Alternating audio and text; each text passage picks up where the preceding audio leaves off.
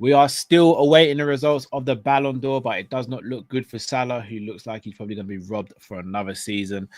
Robertson has conflicting reports amongst his name. Is he going to stay at Liverpool and extend his contract, or is he going to leave on a free at the end of the season? And Liverpool starting to be linked with centre-backs as Mark Guehi is linked with a move to Real Madrid on a free next summer. People, you know what time it is. It's Monday evening, which can only mean one thing. It's the Monday Night Live show. Sit back, relax. Let's get into it. Hi, this is Jordan Henderson, and you're watching Team Kopish. See, now you're tuning in. It's the main free back again. Ripping LFC to the end, so go on, tell a friend. If they rockin' red, they're 10 champions. We the best, we come again. Kopish clean up in every region. Elevation in every season.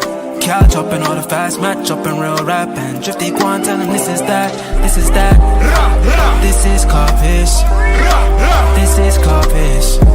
Reppin' Liverpool to the end, champions, we the best, come again. This is that. This is Kopish.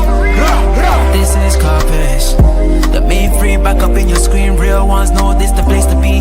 This is Kopish. Big up to each and every one of you. And Matt, before we went live, what did I say to you, bro? Salah has finished number 4. Raphinha's number 5. All right. Vitinha's number 3. Salah's 4. Vitinha's number 3. Yeah. Raphinha was number 5. But do you know, I don't have a massive problem with Vitinha finishing. Cole Palmer, it was 7th or 8th. I can't, bruv. The two finalists are obviously Dembele and Yamal. I think Dembele's won it personally. Yamal finishing ahead of Salah's criminal. Hold on, they're gonna do it now. Hold on. Bro. Yamal. No, they haven't done it. I still can't get over Cole Palmer. Cole Palmer came ahead of Pedri. That's dark. I don't understand this. This award's in the bin now, you know. I'll be honest with you. It's been in the bin for years, man. Let's be real. It's been in the bin for years. Yeah. I can't believe what I'm seeing, guys. I'll be honest with you. I'll quickly read off the where is it? Oh, flipping hell. Oh, they haven't got Pedri the finishing 11th is insane. Pedri finishing below Palmer is I don't know. Victor Gyökeres winning striker of the year is insane. Alisson didn't win goalkeeper of the year. It was Donnarumma. I can live with that because of in fact, no. That again, that's been clouded by a few games in the Champions League. Alisson was better overall last season. No, in fact, you know what? If I'm going to be fair, Alisson did get injured for a good portion of the season, to be fair. I can't believe this. They're going to say now who's won it. Hold on. The winner is...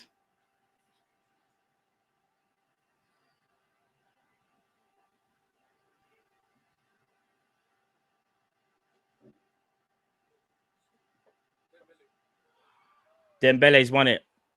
Dembele won it. Dembele's won it. Yamal second.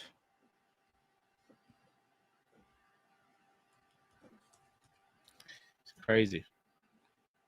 Someone just said it best. Palmer finished ahead of Kane. I told you they don't rate Bundesliga like that. Remember when I said it, Carl?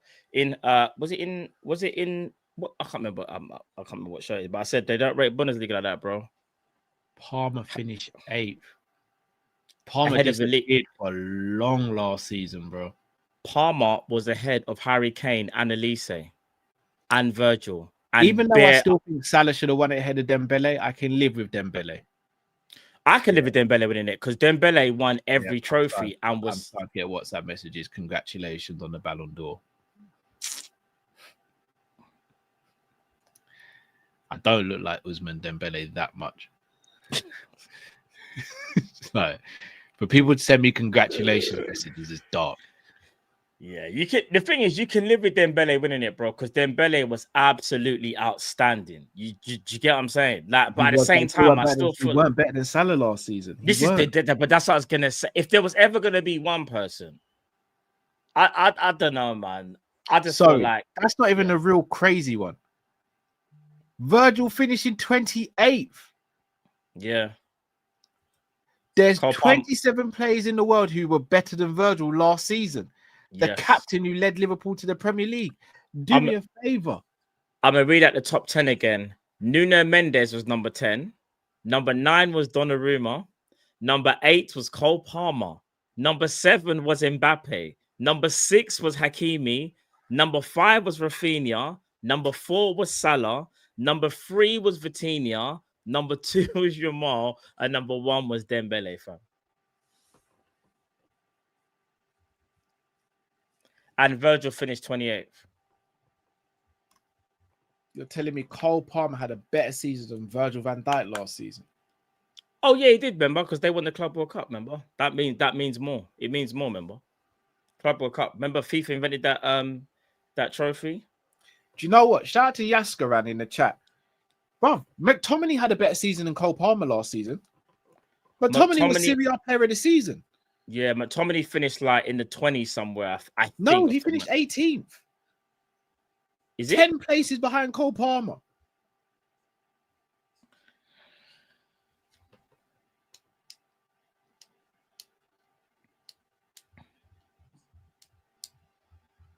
It's mad, isn't it? Stinks, man. Absolutely insane. To be fair to Dembele, though, he won League R, won the Coupe de France.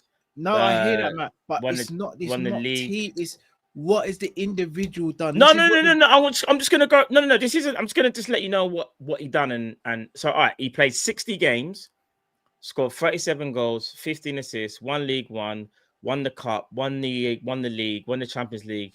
He got UEFA Champions League Player of the Season. He got League One top goal scorer, League One Player of the Year, and Ballon d'Or. So Salah won the Premier League top goal scorer, top assister, got PFA Player of the Award. He got the other award as well. Bro, I'll be honest with you. It's it the Champions. stinks. Yeah, It stinks, bro. I know. It's the Champions League, you know. It's the Champions League has because if we're being real, bro, you know what? I hate doing a political thing. Salah is an Arab Muslim. That's why he ain't winning it, bro. Let's just call it what it is. oh yeah, I hate 'cause- even doing it. yeah, I hate doing it, but bro, I can't sit here as a black man and hide behind and say why he might not have won it. Salah didn't win it because he's an Arab Muslim, bro. This stuff has got to stop. I hate this publicity stuff. He's an Arab Muslim. That's why he ain't won it, bro. That's why he ain't been getting the credit he deserves. Let's just call it what it is. I might get cancelled for this. I might get shut down but the truth is the truth, innit? Like it's ridiculous now. This football's meant to be an inclusive sport, bro. I shouldn't be looking at a man's skin or his heritage and thinking, can he win this trophy because of it? No, he was the best player in the world last season. The numbers don't lie, the accolades don't lie. It's an individual award. It is not a team award. No, if that's the case, then you could make an argument for any PSG player. Why is Desiree Doué not in favor of Dembele then? Why is Donnarumma not ahead of Dembele? Yeah. Like again, for people saying Dembele is a black he's a black Muslim. There's a difference between being a black Muslim and an Arab Muslim. I'm telling you, people, like it's pretty obvious. Muslim. Like, let's be real. French. There's a big difference.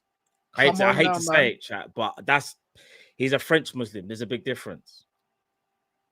I don't know what it is. In fact, I do know what it is. Carter said it, but I think what it is that Salah has been great for so many years and will never get that recognition that he will. And dare I say, bro, it's not just in the Ballon d'Or. In the Premier League, it's the same thing as well. Could you imagine? All right, flip it. I'll tell you this to make it as bait as hell. If if Cole Palmer had done what Salah done, Cole Palmer would have won the Ballon d'Or. He would have won it, bro. All you have to look at the English media right now, how they're creaming themselves over Jack Grealish after 5 games. Facts. Look at the publicity Jack Grealish is getting after 5 games. Yeah. Look how underrated Erling Haaland is because he's just a guy from Norway who don't look that aesthetically pleasing, ain't the prettiest guy in the world, but he just, it's Haaland. Who really cares? Let's do specials on Jack Grealish and Cole Palmer in these words.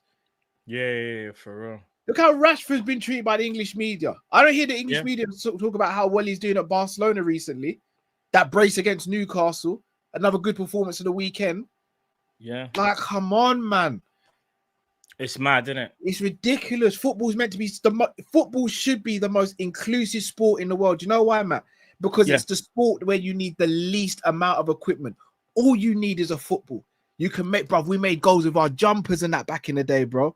Not once did I sit there when I was a 6-year-old or 7-year-old playing football and go, I'm not picking him because he don't look like me. I'm not picking him because I don't understand what he's saying as well as what I'm saying it. No, we just picked who we picked based on footballing talent and skill. I didn't look at a player on a football pitch. I still don't to this day look at a football player on a football pitch and go, I am picking him because of, because of this, or because of his hair, or because of because he prays, because he does that before a game. Like, what we doing here, man? This is football. This is our sport, not theirs. 100%. It's everyone. It's everyone's sport. And I'll say this as well, yeah. It drives me up the wall, bro. To bring it back to football, and I'm going to go into what you said a minute ago. Dembele was only cold from January. Only cold from January.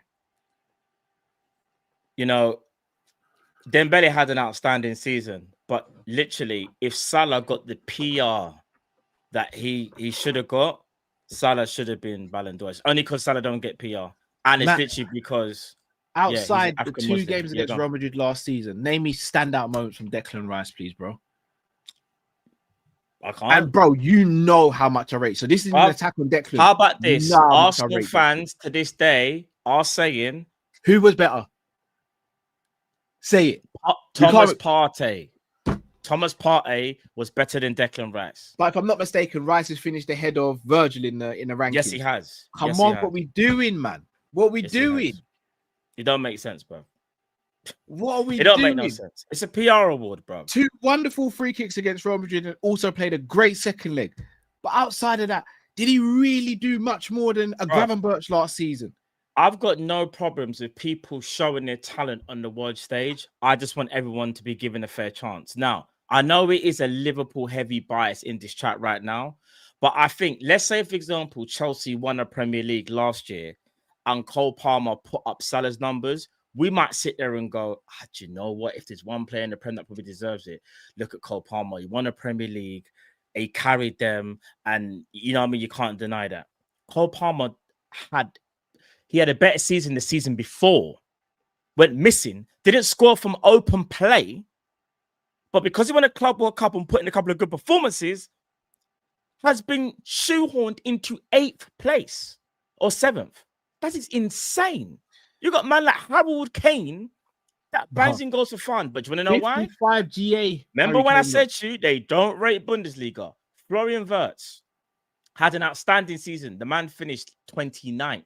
He was practically last in the last finishing places, bro. It don't make sense, bro. But we know why. PR. There's no PR. Shout out to Lasidi. The Prem being so competitive hurts our chances. You're right, but it should actually raise our chances. It should raise our chances. And again, shout out to Latimer. Probably all feeds back into the machine, innit? That's why players say it's their dream to play for Real Madrid and Barcelona. I know Dembele's won it this time, but let's not forget he played at Barcelona as well. Bro, it's there for everyone to see, really, innit? And I hate to even bring this up, Carl, but we have to keep it a buck. PSG have a lot of money, bro. You know the ones there. To keep it a buck, they forced themselves into that room with those. Remember when Ronaldinho was at PSG? Yeah, PSG weren't seen as no super team. No. You see now PSG are being owned by Qatar. PSG have literally entered the room. In fact, weren't they one of the founders of the flipping Super League, bro? If I'm not mistaken, I think so. Them man there. I'm telling you, bro. Them man have literally entered the room and said, "Yeah, we're gonna get involved in this." FIFA, you cool with this? Yeah, that's all I'm saying. That's what I'm saying. The French league for PSG is the equivalent of what the Bundesliga is for Bayern Munich. Let's just call it what it is. Yeah. Like, it's just a joke, man. It's such a joke. And do you know what makes it even more sad? Yeah, that was Salah's best chance, obviously, for him to win a Ballon d'Or before, obviously, probably leave Liverpool. And he's done it for so many years and has never been given that recognition that he deserves. But here's the Never killer, been man. given it, man. Here's the killer. People say, "Oh, but Dembele won the Champions League." If I'm not mistaken, didn't Virgil finish second after winning the Champions League? And guess who he knocked out in the semi-final? Messi. Yeah. He knocked out finished- Messi's team in the semi-final. Virgil lost by either. In fact, funny you say that actually. So I can't listen to the whole. It's because he won the Champions League. Where is it? Can't hear that. So Virgil, if I still have it, I'm not sure. I don't, but basically Virgil only lost out by like, I want to say 8 or 11 points that year. It was the closest. But based on the stuff, we missed out on the league by 1 point and won the Champions League. Virgil was integral to both. Wasn't dribble past the whole calendar year or whole season or whatever it was. Yeah. But then, it's a defender, you can't give it to him. So why is kind of they won't give it to the? I was kind of arguing it then. I mean, what was that? 2006 Cannavaro won it. Off the back of the World Cup, because he captained Italy in the World Cup. There's no argument to say Cannavaro wasn't even Italy's best player in that tournament. 2006 Cannavaro won it. That's the last time a defender won it, but a defender would never win it again. I remember there was like an outcry, and I want to say that year when the people were saying that I can't always be the attackers, and I think for once they kind of like went, okay, we can't give it to an attacker, because if we're gonna keep it a buck, Rodri won it last. I was fine with Rodri winning it last season. I genuinely because Rodri was insane. You see the 18-19 season where Virgil finished second, yeah. That's as best as you will ever see a defender in a single season, like ever. But they're always going to give it to the attacker. Bruv, the PR is strong in Spain, and don't get it twisted, the PR is very strong from PSG. Not France, I'm going to make it clear, PSG, not France. PSG are separate, bro. Shout out to Football Gossiper. Remember when they cancelled the award ceremony because Lewandowski was going to win it? You remember that? Yeah, I know. Yeah. Like, imagine Salah doing all of that and coming fourth. Cole Palmer done what he done and got close to Salah. Do you know how mad that is? Do you know how insane that is? I've got another one that'll make you laugh. Pedri finished 11th. Cole Palmer finished ahead of Pedri. It stings. Football's in the bin. Football's just, I don't know what football is anymore. I'll be honest with you. It's publicity. It's just a popularity votes now. If you've got a cool celebration, then you're good. If you've got a cool celebration, you're good. Cole Palmer, chat. What was it that insane Cole Palmer stat where he didn't score from open play and went missing for months? I just don't understand. Bro. Nah, man. Now I understand why Salah didn't go to the ceremony. Makes sense. Why would you want to go after all these years of putting in hard graft and then winning the league like that? You know, we're not talking about winning the league by like limping over the line. We battered the league, and Salah battered the league. Absolutely insane from Salah, bro. I've been triggered, man. I've been triggered today. It's crazy. But we kind of knew it was going to happen. Kind of knew it. The thing is, I said he'd finish fourth, but I'd hoping I was going to be wrong, innit? I was just really hoping I was going to be wrong. Yeah. Do you know what it is? There was a bit of rumors going around earlier in the day that said, what was it about Salah? There's rumors that he was turning up. And then there was obviously James Pierce said there's a delegation. And I thought, maybe, just maybe. And then I just thought to myself, yeah, we got to be realistic, man. Salah's not winning this Ballon d'Or, bro. Like, he's just not. He's just not. Shout out to Abdi. Yamal went 4 months without a league goal, by the way. 4 months. You can do that, brother. Get away with it. And don't get me wrong, I know it's not all just about GA, but 4 months without a league goal. If Salah went 4 months. But again, I don't even want to do this year. Do you know what it is as well? And this is not me. Like, Yamal is one of the greatest talents, yeah, that we've seen in recent years. But even when you consider that Yamal, in fact, you know the season when Real Madrid won the league, the season before, yeah? Yeah. You know, Yamal had like a very, very, very like meaty season, yeah? You know, Yamal finished like inside the top 10. He finished like 7th. course he did. Because he's Man the new didn't do poster nothing boy that now. year. So not the season He's just gone. He's the new poster boy. Yeah, he is. He will unless something catastrophic happens, he will win Yeah. a Ballon d'Or in his lifetime. Yeah, 100%. Because the PR around him is too strong. Yeah, 100. Mbappe, I'm still surprised hasn't won one by now. Yeah, Mbappe finished 7th this year, I think. I'm surprised Mbappe hasn't won one either, actually, to be fair. That's what I mean, but I don't know. But this criteria is in the bin. I feel like the criteria just changes. Well, in fact, they make up the criteria. They just make it up. Even when shout out to people in the chat when people are saying, Yamal's Barca's best player. So what? Is Raphinha just an alien then? Matt, again, correct me if I'm wrong here. Raphinha was better than Yamal last season. Statistically, he was, especially in Champions League. And he's playing on a side that doesn't suit him as well. Statistically, Raphinha was insane in the Champions for League. Barca last season. In the Champions League, he was crazy.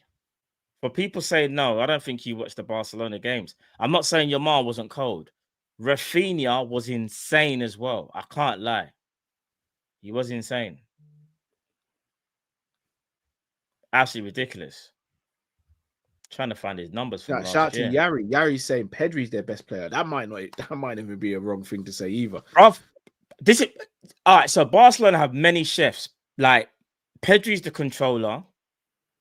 He's like, let's just say he's like Xavi Iniesta. Then you've got like, it's like almost having Neymar and Messi. I'm just using them as examples for Raphinha and Yamal. Both like cold, but I'm telling you, if you go and look at in the Champions League specifically, bruv, Raphinha, do you know how much? There was a stat going on that showed you the amount of knockout goals that he got. Raphinha was insane, bro. Yeah, it's ridiculous. Absolutely insane. Done so much damage, bro. But yeah, I don't know, man. Like, Salah's never going to win the award, unfortunately. He's never going to win the award. He'll never win it. He just never will win it. Raphinha got 34 goals, Cal, in all competitions and 25 assists. It's ridiculous. In 57 games. 34 and 25. That's ridiculous. But yeah, it's mad. I don't know. It's mad. Even like, how many goals did Lewandowski even get? Did Lewandowski hit 40 last year? I want to say. Dare I say it? Lewandowski, Salah, Virgil, Ribery, all these players are going to go into a box where it's like, how on earth did they not win a Ballon d'Or? But even, I hate to say it, even the disrespect Harry Kane's got this year. Like, Bundesliga tax, bro. They don't rate. I'm telling you, bruv. Unless you win the Champions League, even if you get a treble or double in your country in Bundesliga, they don't rate it, bro. They do not rate it. There's a reason why they have that list of leagues where they put like where the rankings are. I think we went on there one time. I think me and Drift was talking about the which league was higher, and it just goes to show you the fact that you can go into like the UEFA site and it tells you where they rank that league, kind of gives away how highly they rate you. But what doesn't make sense to me is Gyökeres then for win striker of the season or whatever because he bangs in goals at a credible amount for Sporting. But then Harold Kane does it in a better league. And Lewandowski, if I'm not mistaken, as well. So I don't know, bro. Elise finished 30th. Yeah. 30th. Verts finished 29th.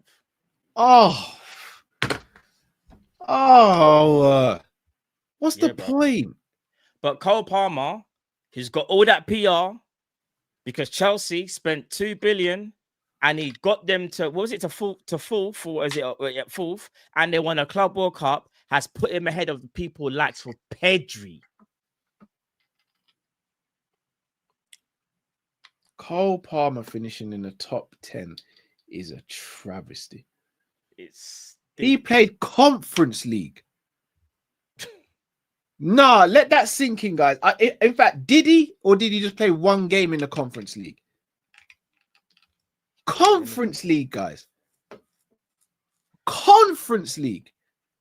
Real Betis in the final Conference League. Do me a favor. Lewandowski. Let this one sink in. Lewandowski scored 42 goals in 52 appearances for Barca last season. 40. Lewandowski scored in all competitions 42 in 52. Where did he finish? Lower than Cole Palmer, that's all I know.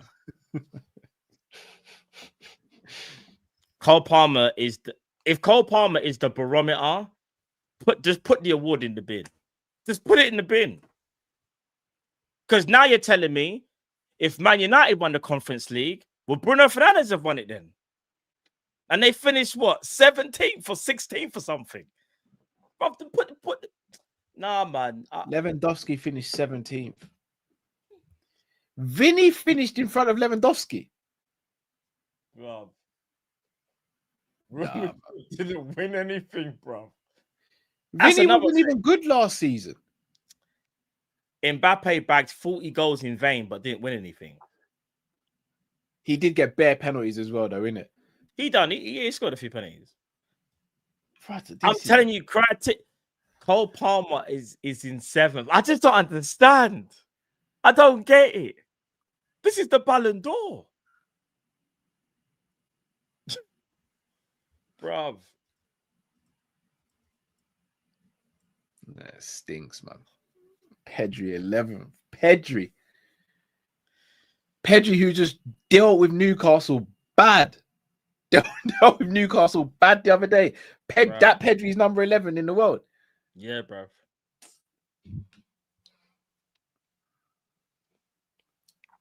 Gyökeres was named best striker. Gyökeres. Victor. Because he batted up the Portuguese league.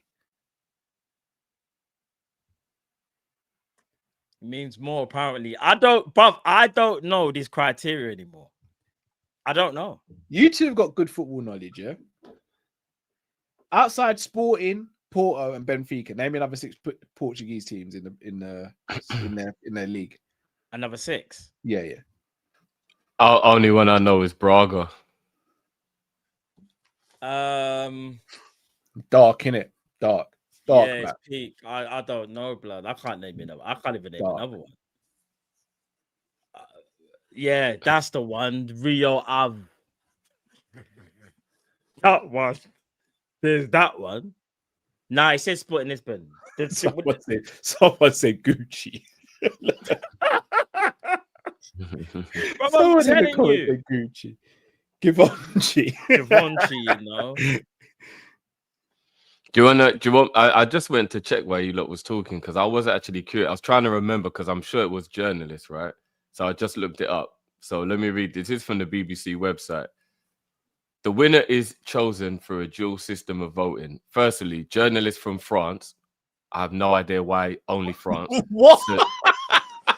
Yeah. Journalists from France select what they consider the top 30 official nominees. And then they invite one journalist from each of the 100 top FIFA ranked nations, and all of them get together and then they vote on who is the winner. And like obviously the votes will mean where you come in the table. So it's one from France, one from England, one from Holland, one, you know what I mean? Like one journalist from.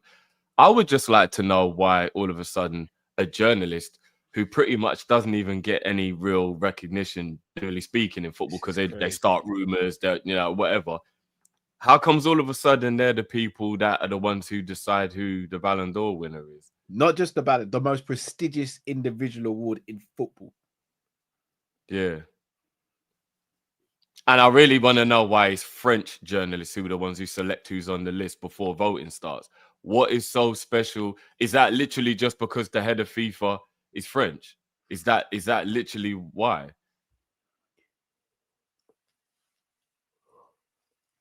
If you're asking me questions that only the man upstairs can answer, bro. I'm not talking about Stevie. I'm talking about God. Like, I find that fascinating. it stinks, bro. Just call it what it is. It stinks. The most my feelings have ever been hurt over the Ballon d'Or, bro, was the year they cancelled it because Lewandowski was going to win it. I thought that was so out of order. It wasn't even funny. Like that. It was ridiculous. That But was also Virgil as well. Imagine Virgil being as well. robbed of Ballon d'Or for that reason. Like, I just cancelled the ceremony. That what? What about Virgil as well, bro?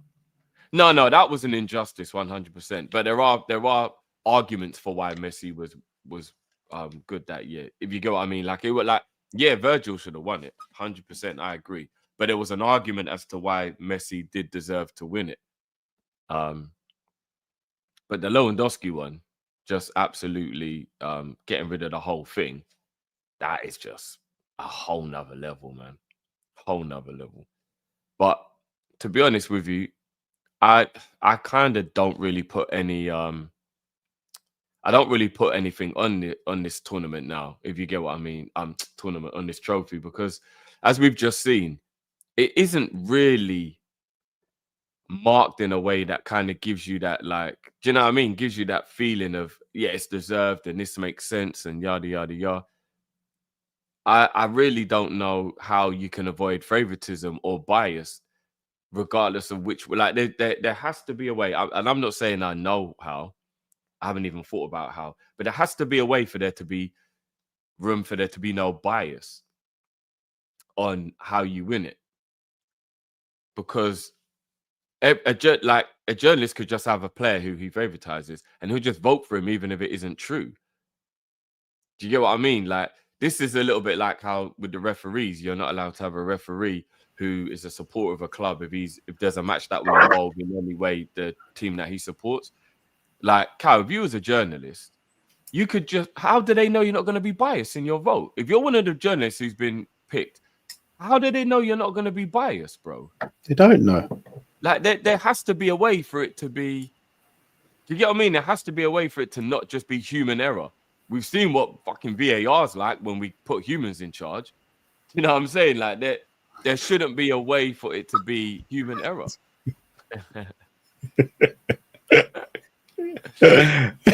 Mark is such a clown. Like, for me personally, bro, what it should be, this is me just like off the top of the dome trying to think of a way that would be fair.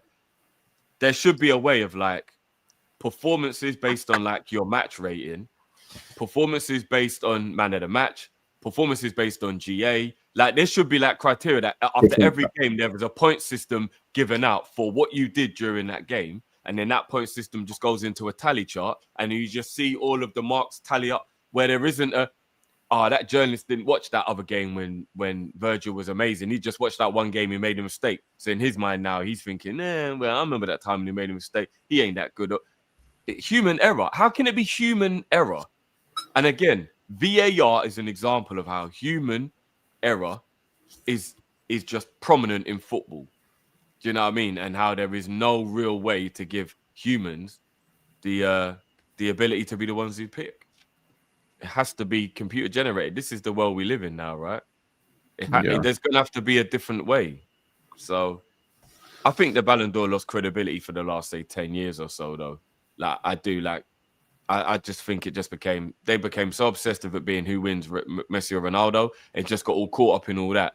And now I just think it's a popularity competition, to be honest. It's not really about how great you are. It's just about how good you are with the fans, whether your PR is good and all that kind of stuff. Yeah, it's ridiculous. It is ridiculous.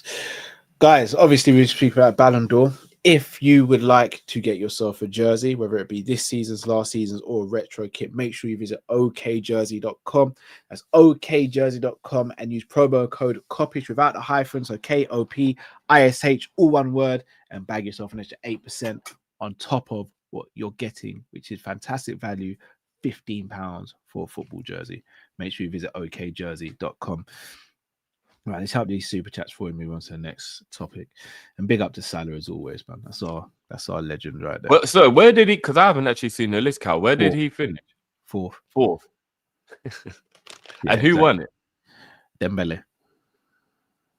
I'm not mad at that if it ain't Mo. I think Dembele deserved it if Mo didn't. Dembele was outstanding last season, but Should Yamal finish higher than Salah? no. Vitinha? But I bet Yamal was runner up, innit? Yeah, he was runner up. Who was third? Vitinha. I mean, Vitinha was good, but third? I mean, Vitinha was excellent last season. I don't even have an issue with that. No, but being above Salah. Yeah, I know, of course. Shall I tell you what I actually think they should do in terms of, you see how they've got a goalkeeper award? I think you should have a goalkeeper award, a defender award, a midfielder, and an attacker award. Remember, I've been saying this for years. Like, even when we have like GOAT conversations, I always say this in it, Drift. I said I categorize it by areas on the pitch. Because you can't compare Maldini to Lionel Messi, in my opinion. Virgil was 28th. Yeah. Dark, I put the fries in the bag. Fuck that. Vert was 29th, I think. Who? Florian. Put the fries in the bag. Fuck the Ballon d'Or. Yeah. No one cares about that shit. No one cares. We got to manage this season. Might as well go win the WWE Championship, bro. Probably means as much. Yeah, facts. Manny says this season, even if we win the quad, they'll give it to the World Cup winner. That's facts. Yeah, that's actually facts. Just Lab says Yamal only got domestic cups and the league and second. Yeah. Sharif says thanks for your courage. Salah is our underrated king. Big up yourself, Sharif. Just Lab says Salah won't win it in 2026 World Cup tax for F's sake. Facts. Mr. T says, where were we when Salah was denied the Ballon d'Or again? We just sat there and watched. Facts. R-Dash says Salah got too many things against him despite the accolades that La Liga PR can't be competed against. 28 goals and 18 assists. Yamal has 9 goals and 15 assists in the league. Yes, the eye test matters, but ignoring such numbers is mad. Facts, especially in the hardest league in the world. Adash says the Virgil Ballon d'Or was a no-brainer. Still hurts this day. How the F is Palmer 8th and Pedri 11th and Van Dijk 28th. Declan Rice 27th. Yeah, the game's gone. Aquia says 35 goals, 24 assists, Premier League champion, Premier League gold boot, Premier League best playmaker, Premier League player of the season, PFA player of the season. We know they'll never give us the respect we deserve, or the respect Salah deserves as well. Jonathan says the bias is crazy. Salah deserves 4th. Man, wake up. Your opinion, Jonathan. Big up for the super chat. Adash, don't forget Salah was most involved in trying to promote world peace and awareness in that list. Speak about sportsmanship, spirit, and whatnot. BS. You said it, Adash, not me, brother. Dilios says Yok best striker for GA, but not Salah for Ballon d'Or. Make it make sense, Dilios. Is that me bald? Is that me bald? That is oh me my bald, days. That is you bald. It is. And bicked my beard as well. I have nothing to do with that, by the way. Dark. I have nothing to do with that, bro. If I go bald, I don't know what that's about. I'm gonna look like a Malteser, you man. I'm gonna look like a Malteser that just rolled around in fluff. It's gonna be dark, man. You know when you drop a lollipop on carpet. I ain't Henri bald and got no. He's got his bit. He can grow his beard. You know who I thought that was? I thought that was Lee. Tell me that don't look like Lee. That looks nothing like really. Again, you're racist, bro. Aquia. What, Gooner Lee? Yeah. Yeah, I thought it looked like Gooner Lee. You done been racist for time, bro. We know. Man said Gooner Lee, you know.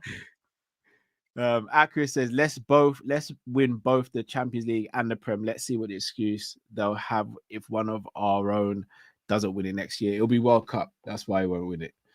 It'll be World Cup. Theo's racist as well then. S Jot says Rice above Verge and the Lise is mad. What the hell? Facts. Absolute facts. Right, let's speak Rice about got 2 something free else kicks other than against Real Ballon. Madrid, so that got him a higher rating than Virgil. 100%. Rice What weren't else even did good for the first half of the season. I just need to. Arsenal's best player. No, it wasn't. Wasn't even Partey was their best player. How's Rice Yep. in there? Yep. To be fair, they can't really put Partey in the list because Bun that you. But like, Yeah, he blacklisted for real. I bet Saka's in there, isn't it?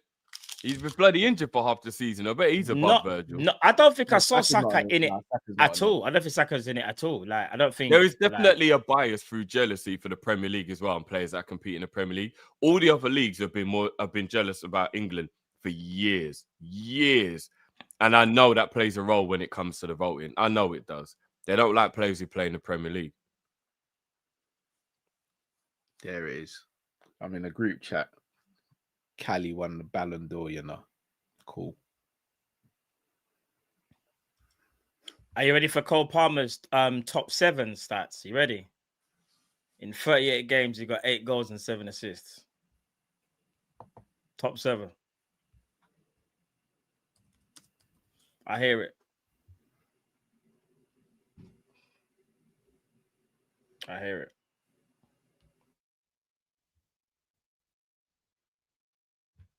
Cole Palmer, 8 goals, 7 assists. Top 7.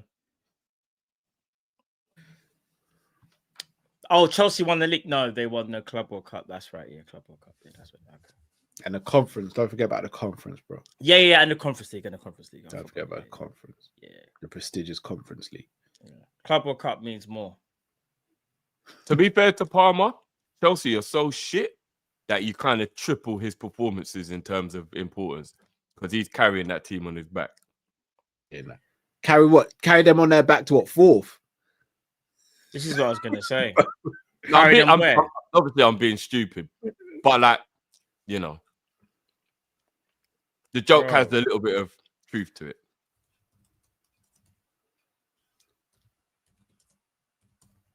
Let me just check something. Nah, this can't be real. Cole Palmer, 1 goal against Palace and Bournemouth, a penalty against Liverpool, 1 goal against Palmeiras, 2 against PSG, 1 against Brentford, 1 against Bayern. Top Check 7 this guy. selected. So Palmer finished 6th, right? Sorry, no, 7th. 7th. Yeah. Are you sure it wasn't 8th? Nah, Palmer finished 7th, I think. In 2018, after He's a Salah did his season at Liverpool, bear in mind we got to Champions League final, we got taken out, we finished 4th, but again broke records that season. He finished 6th in the Ballon d'Or ratings.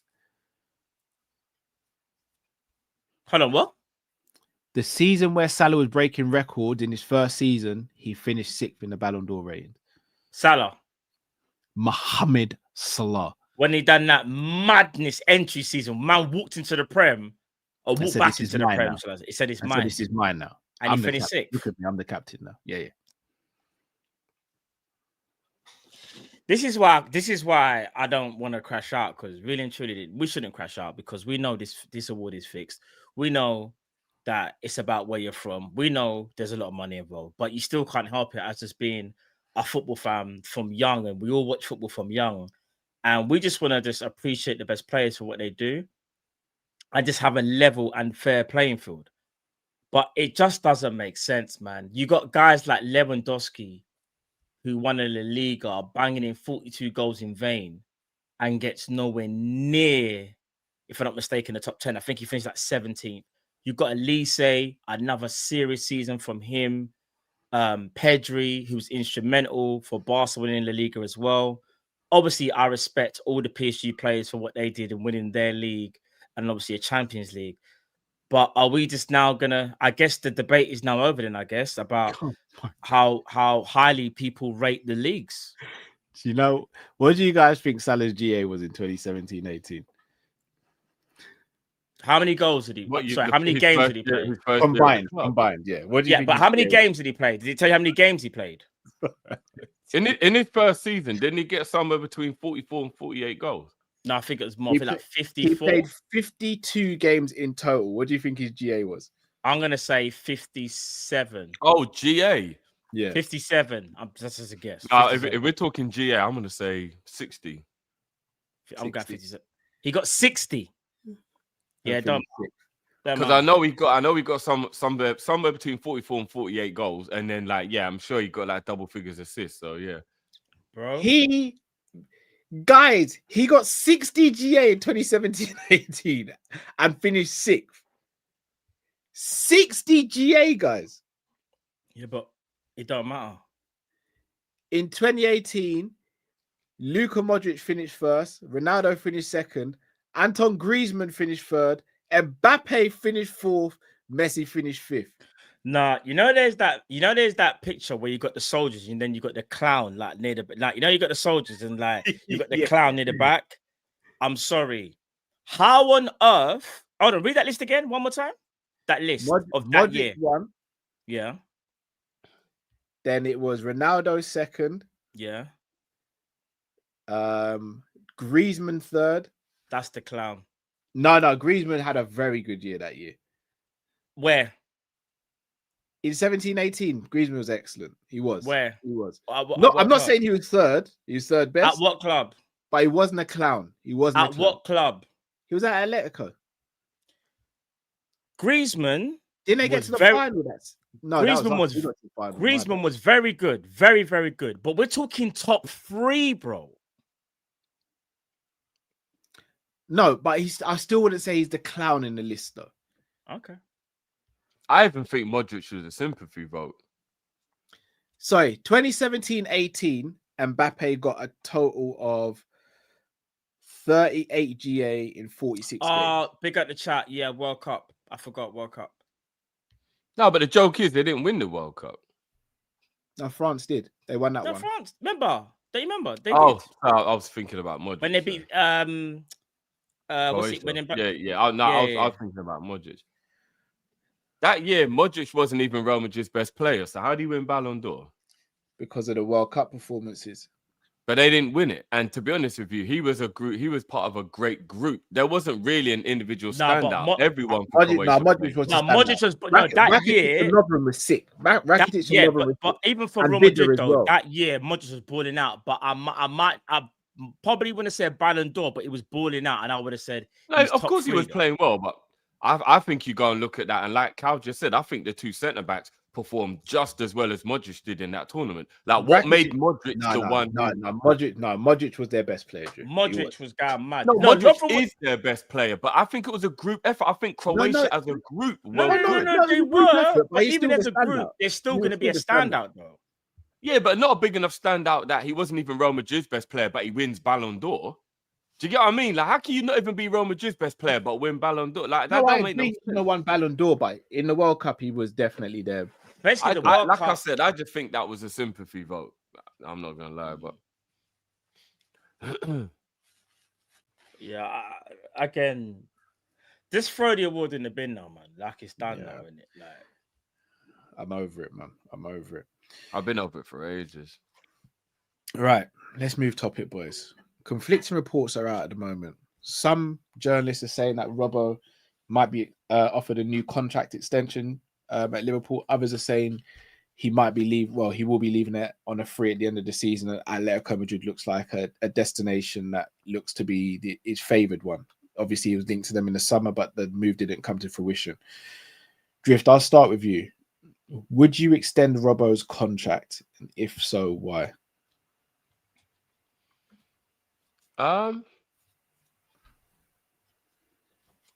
Based on what I've seen of him so far, yeah, but obviously that's a very small sample size, isn't it? So it's but like for him to just be back up, yeah, I'm cool with it.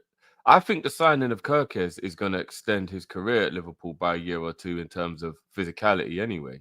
I think it'll make it a lot easier. I've always said it. Robbo was just mentally and physically ran into the ground over the last 5-6 years. And I do believe a Robbo playing half the games, getting rest, would 100% perform better. 100%. So I'm not mad at that at all. Keres is clearly going to be the number one. I'm not mad at Robbo being a backup at all. And Robbo is only 31. It's not like he's 35 or something like that. Do you know what I mean? He's only 31. So couple more years of Robbo, I'm all right with that, man. And again, I know people are going to say, oh, it's not really about the past, it's about the present and stuff like that. And to a degree, I can kind of understand you can't always think about the past, right? Especially as a club, you have to think about it from like a what could be and like what it might become moving forward or whatever. But what I also think, bro, is we can't diminish and forget about legendary status when we have these conversations as well. Like, I don't know about you, but I'm not, people will go, oh, Drift, just because you're sentimental and all that. Like, maybe I am. Maybe I am. I don't even care if I am. I know where you're going with this. Yeah, go on. But if you have a certain legacy at a club, should you not be given a little bit of extra grace when it comes? Do you get what I mean? Like, do you get what I'm saying? Like, can we look at the Robbos and the Virgils and, you know, because I'm not going to lie to you, bro. Again, regardless of whether Robbo was good or bad last season, forget that for a second. We're talking legacy at Liverpool. Robbo, Robbo is just as important and deserves just as much praise as the majority of any of the other players. And I don't care who you can put Bobby in the list, you can put Ali in the list, and Robbo deserves to be in there just as much as any of the other players do. And we're talking about Klopp legacy, Liverpool being back on the map and regaining our statuses. If I'm not mistaken, is Robbo not the second highest behind Trent for GA for a fullback? No, it's just assists, I think. I think, not GA, but assist record or whatever. Yeah. I think he was competing with Trent the whole time. You know what I'm saying? Robbo was an absolute legend. So Robbo's the second best left back to play in the Prem. Yeah. All right. So here's where I was just saying they should be given a little bit more grace, Matt. Like, I think when it comes to like the fans' opinion and even the club's treatment of the player, people can say I'm being sentimental. I do think when you have a legacy like that, when you have a legendary status like that, I think you deserve a little bit of extra grace. I think the goalpost can be moved a little bit for you.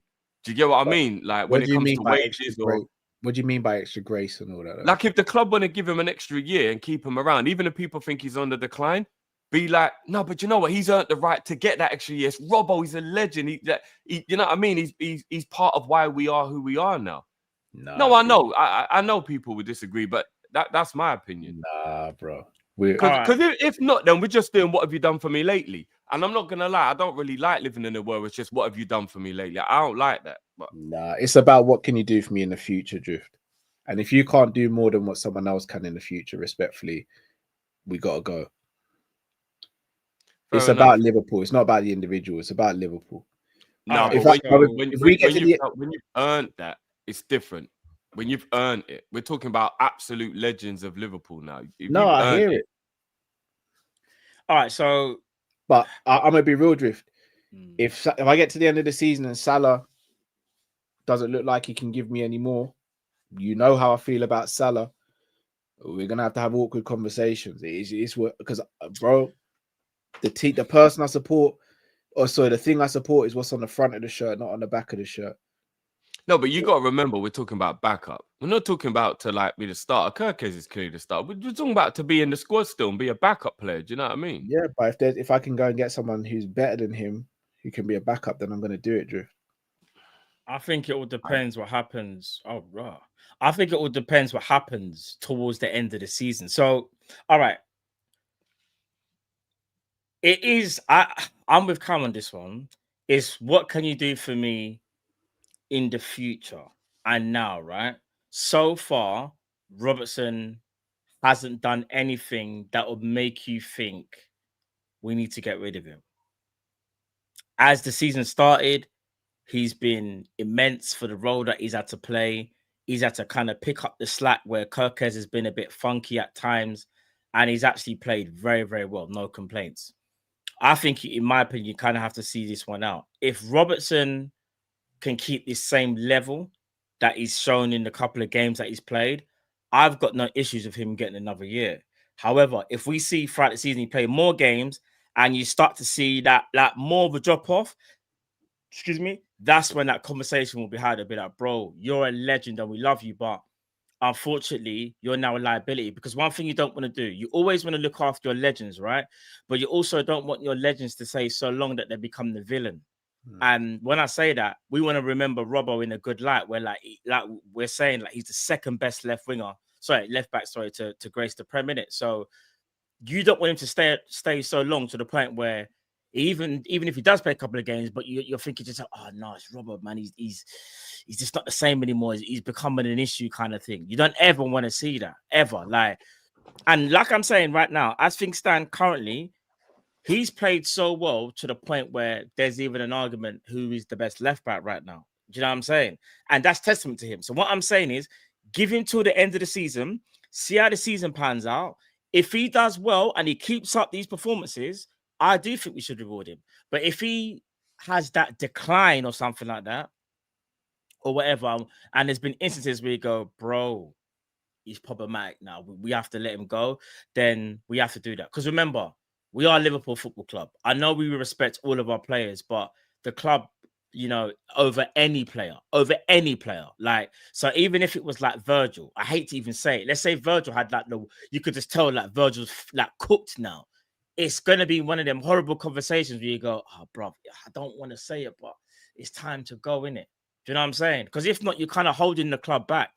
And to be fair, the last thing I'll say about this, Jurgen Klopp is one of the greatest managers in Liverpool's history. No one's perfect, right? I would say with Jurgen, if there was one little bit of weakness, is that because he was so close to the players and he trusts them no matter what, I feel like sometimes that might have led him in the wrong path, in the sense of like, you got players that we can see as fans, they're not the same, bro. We know they're legends, but they're not the same. And I think he found it hard to let players go. Hence why I kind of even made that comment where he was like, unless they told me that they want to leave, I'm going to keep them, because he's loyal. And it's a good thing, and it's a bad thing. It's not a disrespect. It's just that everyone's different. Like, and I just feel like the way how Slot is and the way how we're trying to move now, I don't know if there's going to be that same sentiment for players that we make consider legends, but then the club look at their data and go, it's a bit techie, because we can kind of see the underlying numbers that you fans can't. We might have to sell him. Do you get what I'm saying? So that's how I see it. Season by season is how you do it. As of right now, I don't know if I'd make a decision straight away, but I would be leaning more towards letting him go on a free. Just making sure he has as great a send-off as possible. Like, you see how Firmino was serenaded. How many years he got left? Sorry, Robbo? Is he got? His contract ends in the summer. But what happens if he has another? Let's say, you see the way how he started. Yeah. And he finishes the season exactly the same, so there's no complaints, right? Oh, then yeah, I'll be on board with him getting a new contract in that. Oh, okay. See, okay. Yeah, I'm not just writing it off and saying, no, it's completely done. But I will say, I'd rather a player go a season early than a season late, if I'm going to be honest, because I think I trust the people at the club to get the decision right. I know people aren't going to like this, but I do think Owen Beck can come in and be a deputy. I think we could go out and buy someone as good as Robbo, if not better. Plus, I don't want to sit in there going, but his mentality and his leadership, I get that, and that can never be understated. But there will be a time where Robbo, Virgil, Alisson, Salah, they all have to leave. I need to start seeing that next crop of players showing that leadership. Like, I've already seen Gravenberch, Szoboszlai, McAllister, Kanai. All these players are fantastic in their own right. Have they got that leadership, and can they do it without the likes of them guys being there? Because we can't lean on these guys forever. We can't. I'm not gonna lie, bruv. You said them man they're leaving way too nonchalant. Like, you needed to put a tear in your eye or a little something bro, there. Bro. I told you when Gerrard left, bro, I'm cold now, bro. Like, like I saw Steven Gerrard leave, bro. Like, yeah, he was Mr. Liverpool to me. Like, for me, I don't want to live in a world where Virgil van Dijk does not play for Liverpool. I've seen anyone Firmino can leave at any time. Do you know what it is? You know, back in the day when you had like your favorite player, yeah, whoever it is, whether it was Fowler or Owen or Gerrard, McManaman, and then one day you see them leave, like, it cuts deep, you know. Facts. Bro, I'll never forget the theme song of Sky Sports News when they said Michael Owen was leaving, blood. How about that? Do you know how peak it was? Remember when we had no Twitter and you had the yellow banner at the bottom and it was like breaking news? Bro, but you see, after you get over them heartbreak, yeah, of seeing your favorite player leave, for me, as time goes on, as you get older, you realize, like, bro, I will always like support the player, but at any given time, these players can leave, you know. Like, Any given that's time. why I try not to kind of like, I might have favorites, don't get twisted. I'll be happy if I said I didn't have like favorites or whatever, but if they leave, like, I just got to, like, to a degree, I have to accept, like, I have to, because, bro, but even, because, all right, so let's quickly just roll it back to 2018, because most of the chat know. You see Coutinho? If you never watched, we were Football Banter Show back then, yeah? If you never watched Football Banter Show, you just would have seen two guys upset about a Brazilian footballer leaving Liverpool, and these men are doing 3 videos a day talking about the same thing, getting mad. Because we were pissed off. I'm a lying, Drift. We were, we was at our brethren's yard, and I remember we were like, do you remember we kind of had that moment where we were like, should we go live? And we were just like, we gotta go live. Bro, it was peak, it was dark. Yeah, the news broke while man was having dinner, you know. Yeah. Bro, bro, I don't think you understand. Like, when players leave and they're your favorite players. All right, let me ask you a quick question then. What would you say is your biggest, whether it was on camera or off camera, before doing this or during doing this, what is your biggest ever Liverpool crash out? Gerrard be announced that he was leaving. No, it was Gerrard on the bench at the Bernabeu when. No. So in terms of leaving, because it'll be too. It's too vast. In terms of players leaving, what was your biggest ever player leaving crash out? Gerrard. I'll be honest. I'll be lying if I didn't say it's between Gerrard and Coutinho. It's Gerrard. It's Gerrard. I've never forgiven Gerrard one was cut deeper, but the Coutinho one. It's because even when I remember when that's it. A little bit more backstory. I was working at one of my old workplaces, and I got the news, and I even said I need to go for a break. I had to take a minute. I phoned Drift and was like, "Have you seen the news, bro? He's leaving." I remember exactly where I was, bro. I had just pulled into a petrol station on the motorway, and you called me, and I was pumping the petrol, and you went, yeah, you know, Coutinho's faked injury and handed in a transfer because I was like, no. Like, you was like, yeah. And I remember I was on the, like, you know, you can just hear the, like, everything is so prominent in my mind, bro. I'll never forget that day. And I remember getting back in the van, and my manager was like, if I'm all right, like, you look like you see the ghost. And I was just like, I don't want to talk. I just don't want to talk. And it's like, I just started driving it. But it was the maddest thing. Sam always on starting trouble, you know. This guy lives for toxicity. Matt will probably say carrying. Now, for me, it was Gerrard, followed second by Torres. I had more of a crash out with Torres than I did with Coutinho. I had a crash out of Torres, but I think I had more of a crash out of Coutinho, you know. So I tell you why I did say, it with Coutinho. My biggest crash out, without a doubt, is Torres. I felt that pain to me felt like when a girl cheats on you. I crashed out. But can I say Chelsea, something? Boys? He went Chelsea. No. Do you know? No. That one was an interview. He said, "I'm signing for one of the biggest clubs in the world." He went Chelsea. No. Now that you're saying it, you're making me remember. The only thing I will say though, and this is why I feel like Coutinho one may have been worse, even though made more of an affiliation with Torres. I will never forget the last kind of or half the season that Torres had before he left, and something wasn't even right with him. It's like he was broken. The injuries affected him. He didn't have the same burners. He couldn't, bruv. I remember watching Torres when he's at Atletico, before he's at Liverpool. Then he goes to Liverpool, does the mad thing, and he starts picking up injuries, but he comes back and he's fine. There was this one injury, and he came back against Arsenal, and he tried to push the ball past Koscielny. Yeah, and he couldn't do it. And I was like, it's nothing. Like, it's just he just come from injury. Bro, that was the start of the decline. And it was our fault. Yeah. Something wasn't right with him, bro. He did his knee in the World Cup final. Yeah. And we rushed him back. Because remember, he didn't start that game. It was David Ngo that started that game. Yeah. But he was still Torres, like. The euphoria, even when we signed him, was insane. You know that. I think that's in terms of like player from overseas, from a different league. That might be the most gassed I think I've ever been, like ever. Like When we were signing Torres, I was like, "This is I this was is fake." in complete disbelief. And then we signed Babel, and I was like, "Nah, I gotta be dreaming." Liverpool don't do stuff like this. Because Babel in my mind was going to Arsenal. Like I don't know. I just thought Babel was going to Arsenal. Like, And not do you know only what I mean? that, we don't normally get a star of the tournament. Like Yeah, Liverpool yeah. weren't really that type of club. Rafa made a few players. He ruined Babel. He He man. did. Yeah, he did. He ruined Babel. He did. 100%. Treated him terribly. Yeah, I didn't even know about Xabi Alonso till we signed him. I'll be honest, you know. same. No cap. No, neither did I. No. You The think I first knew about? time I watched Xabi Alonso, I said, "What is this? I said, what have we done? What? You know is what? You know what was this?" a proper coup? Luis Garcia was a proper coup. You know. Yeah, bro. I couldn't believe we were getting a Bro, we Barcelona got him player. for I was like, 6 what? mil.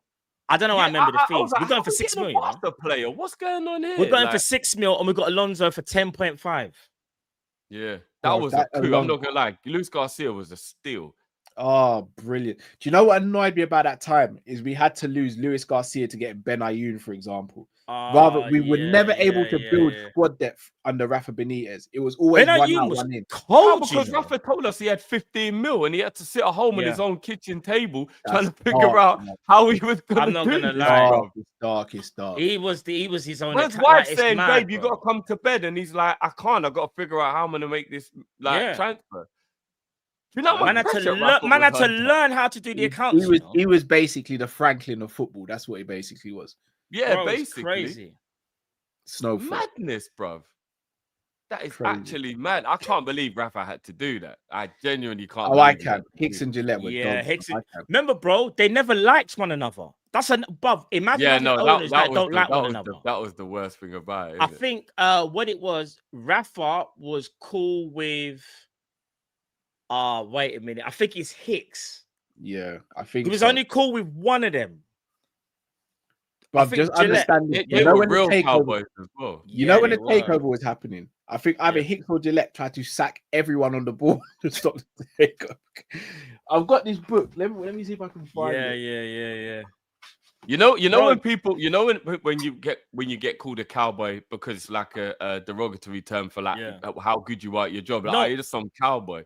Yeah. Them lot are actually cowboys, right? Like I think they're from Yes, Dallas or like. I think they're they are. actual, Yeah. like, This is the book, guys. It's called The Epic Swindle. If you guys can get your hands on this, it's a very good book. Like It you said, goes through- Cowboys. Yeah, Yeah, 44 months with a pair of cowboys. I'm Bro. talking like the yeehaw. I'm talking like proper cowboys, not even just like yeah. idiots. Bro, Them man there. I don't even think they Nah, actually man. knew what they were buying when they bought Liverpool. Like I don't Bruv, even think they knew what they were Bro, doing. do you remember when they They said we're gonna get the shovel in the ground within the 100 shovel? Remember they days. done the shovel thing? I made a big thing out of it. Took pictures like we're gonna Tell me that revamp ain't like a Anfield. scene from Ballers. Have any Yeah, of you lot Yeah, watched yeah, Ballers? yeah. You know that's the type. That's Yeah. that Hollywood like American sport type, like you know what I mean, like all that like ego and all that shit.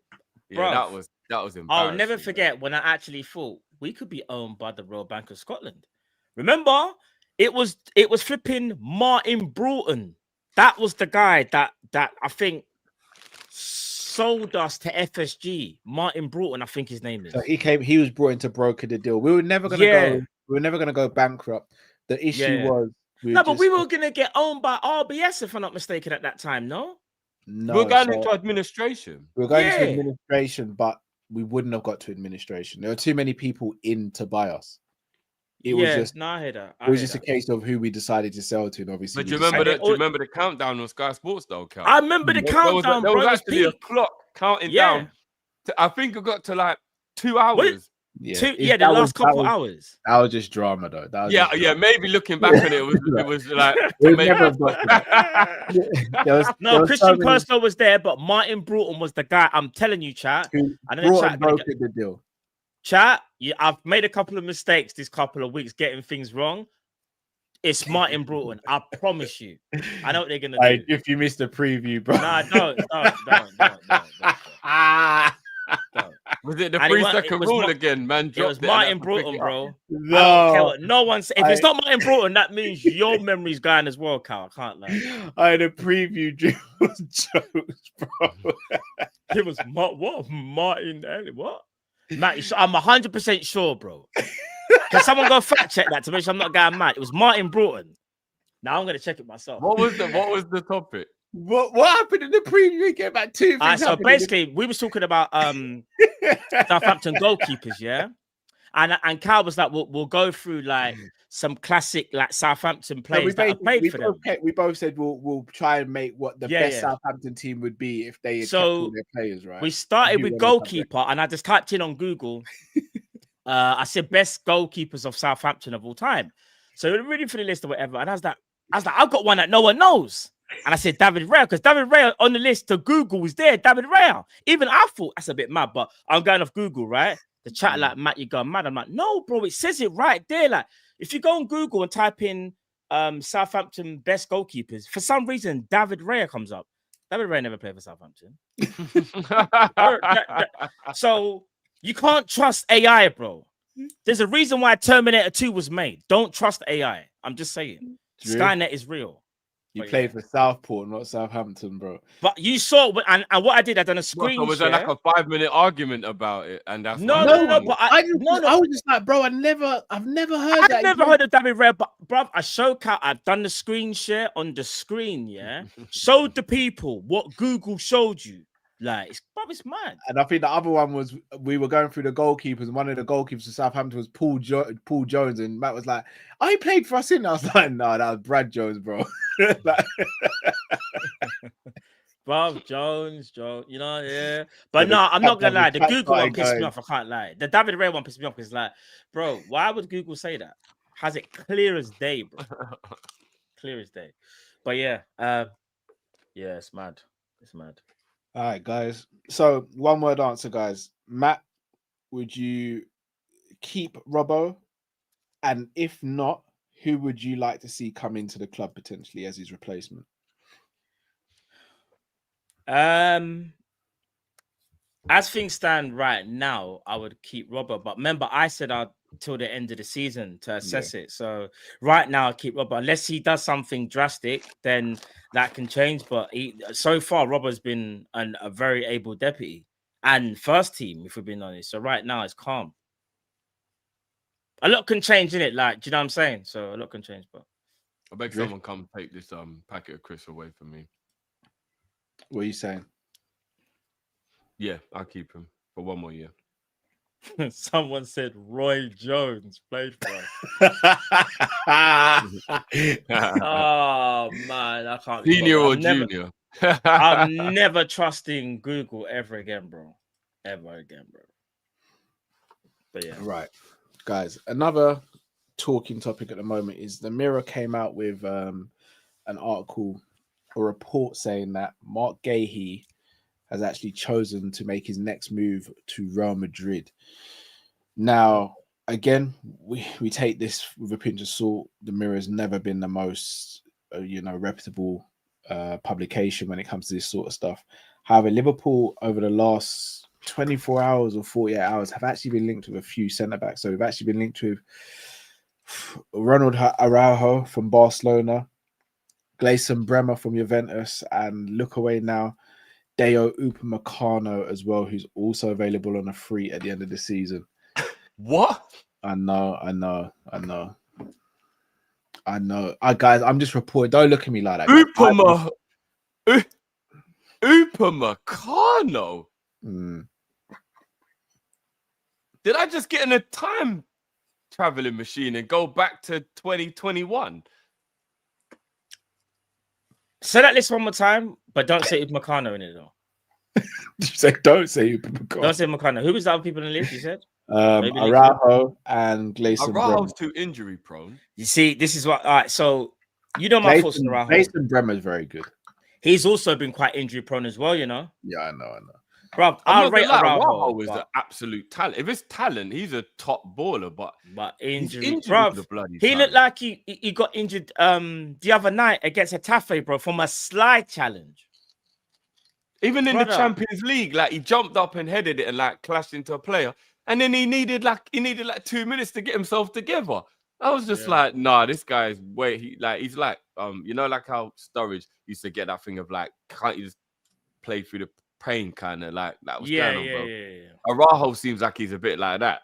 Like play through the pain, bro. Like, he's too injury prone. if he's on the market again, some people think, again, the narrative bozo. Araujo's a good defender, but it's too injury prone. Bremer has been in. If I'm not mistaken, did Bremer pick up a bit? I'm almost certain. I think he's had one bad injury. I don't know if he's injury prone like that. Yeah, not injury prone, but I think he had one bad injury. Yeah. I'd have to double check. I think it was around the time we were linked with him when we had that centre back crisis a couple of seasons ago. Yeah. Gleison Bremer's 28. We ain't going for Gleison Bremer. Yeah, 28, bro. And his contract don't run out to 2020. I put the fries in the bag. He ain't going to. We're not getting Bremer. Nah, we're not getting Bremer, bro. That's not happening. We're gonna have to start from scratch, bro. If we don't get Guehi, for whatever reason, even though I still believe that like we definitely would have like patterned that deal, like, you know, before he left and be like, listen, I know it didn't work out, but don't worry, we got you. Like January or summer, don't worry. Like you just say whatever's better for you, we'll make it work. Boom, boom, boom. There's no way in hell we unless for some strange reason, like the reports are saying, he just has this like 180 and it's like, no, I don't want to go Liverpool no more. No, I can't believe that at all. I don't want to believe it, shall I say? So, any other alternatives you guys can think of? There's no standout candidate though. No, Schlotterbeck's back now. Is he? I think so. After the ACL, I think you got to give that time though. It was an ACL, but yeah, bad knee injury. Okay.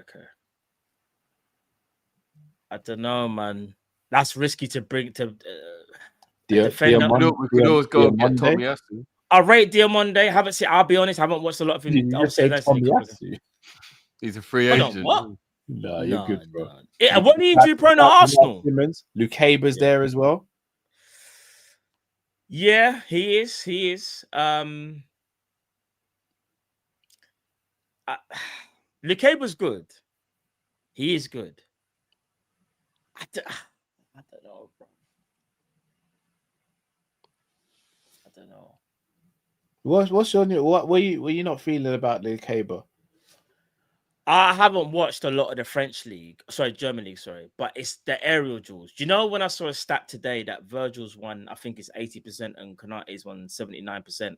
I saw an overwhelming stat and I was like, these centre backs in the air are just like they're insane. They're monsters. You're never gonna find that. I'm trying to think I don't watch again German league as much as I used to. I don't know I know he's good on the ball. I know he's good in transition. I know he's good at interceptions.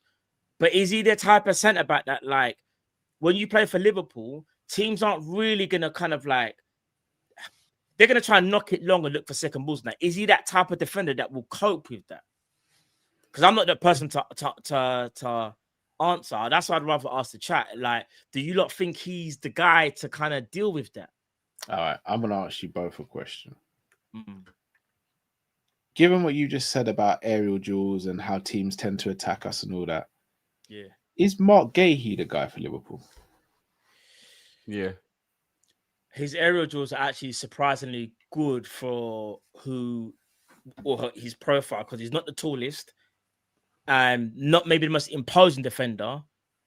He's not the greatest in the air, but I think he's probably good enough though. But he plays in the back three, so again, all right. So he does play in the back three. When he's challenging for headers, he's usually going up against wingers as opposed to attackers and midfielders. That's true, but you know the one thing I will say though, and this is me giving a lot of credit now to a lot of centre backs that have played in the Prem for a long time. They almost have their own dossier in their minds where they kind of know the profile of player that they're up against. I think Guehi kind of knows like how to deal with centre backs way better than someone that's going to come into the league and try and adapt.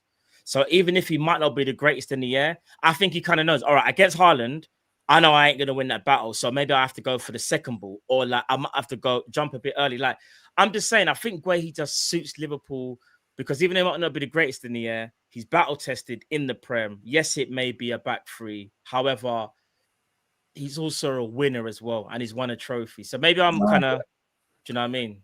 All right, let me shout out to John II in the chat. Big up yourself. Yeah. Lacroix, would you, if I gave you the choice, Lacroix, but we're not getting Lacroix. But then, I'm just asking hypotheticals because I'll be honest with you guys. I don't think this Guehi deal is cut and dry.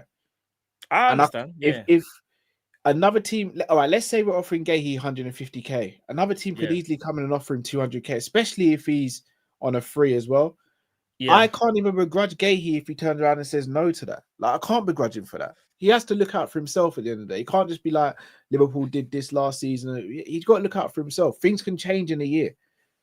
So I do think we'd be wise to look at alternatives. And I'll be honest, I think Lacroix has shown so far he's handled the Premiership absolutely fine.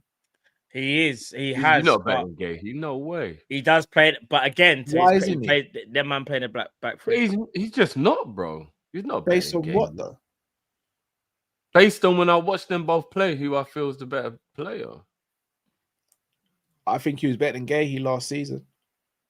I thought he was, and I got cooked. For A that lot one. of Palace fans say that as well. I got cooked when I said that, by the way. Yeah. And he's good. I'm not saying he's not good. He's very just good. Not He's better. very He's good. just not better than Guehi. First season in the Prem.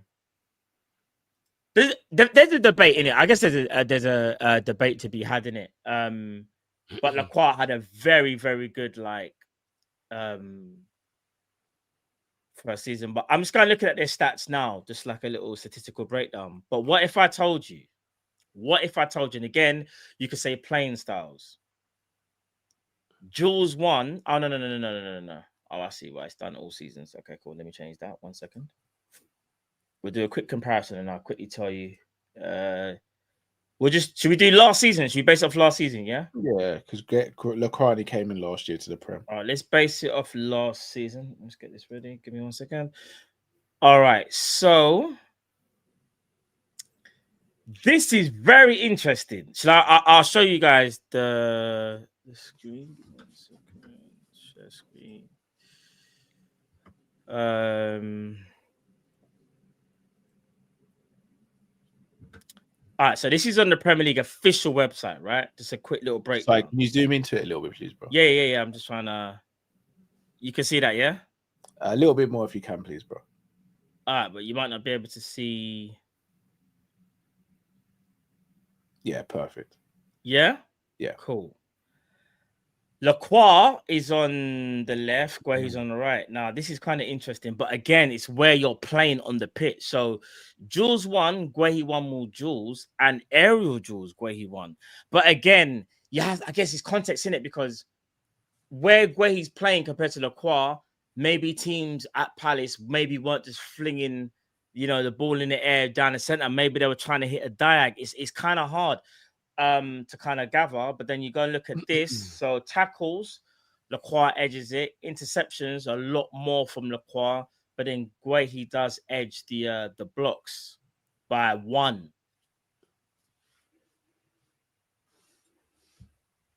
Both play. I mean, Lacroix only played like 100 and something minutes more.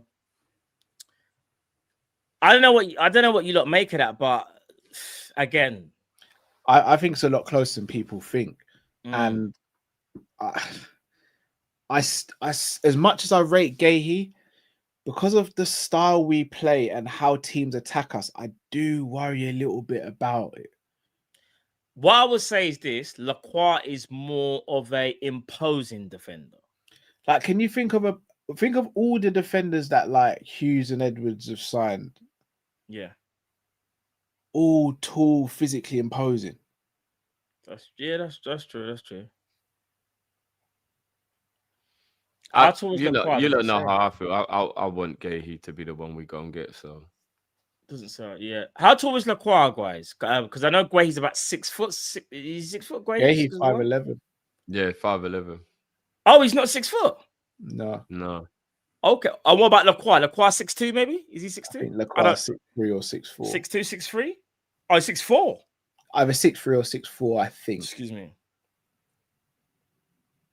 Lacroix does have a little bit more pace, but I think Guehi's better on the ball, though. I'll be honest. Yeah, Guehi's very good on the ball. Yeah, Lacroix. Again, Lacroix's not the greatest. He's just very, very average. He's very average. Nah, it's Guehi for me, man. I don't even think it's a conversation personally, but. All right, 6'3". Big up for you. Van der Ven, 80 mil. No, 80 mil for Van der Ven. No. Without the injuries, I'd be all in. By the way, you know.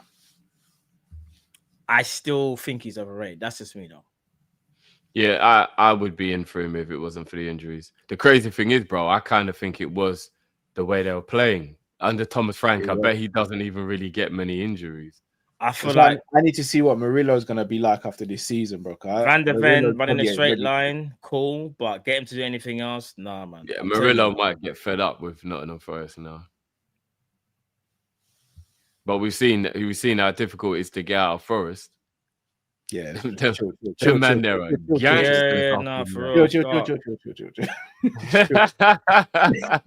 Nottingham ain't that far from London, bro. Like, chill. No, I'm just giving him his props, bro. Big up to them, man. There, bro. Do you know what I'm saying? Big up, Marinakis and that. Big up, bro. Yeah, man, they're doing that Al Pacino and that. You know what I'm saying? You're doing a lot right now, you know, brother. Al Pacino. What about Murillo, guys? All jokes aside, what about Murillo? Would you go for Murillo? I rate Murillo. I think not over Guehi, but I rate Murillo. Murillo's good. He's only like 5'11" as well, isn't it? I think Murillo. Or 5'10", Murillo. Yes, I don't know. Maybe we just got it into our minds that the defender has to be tall and imposing because that's kind of the profile that we go for. But like, I do think we do that because we kind of know how teams are going to play against us. I mean, unless you're playing against Haaland, yeah, or Voltemade, what striker do you need to be a 6'3" defender for? Like, do you know what I mean? It's only Haaland and Walter. What other strikers? It's more about attackers.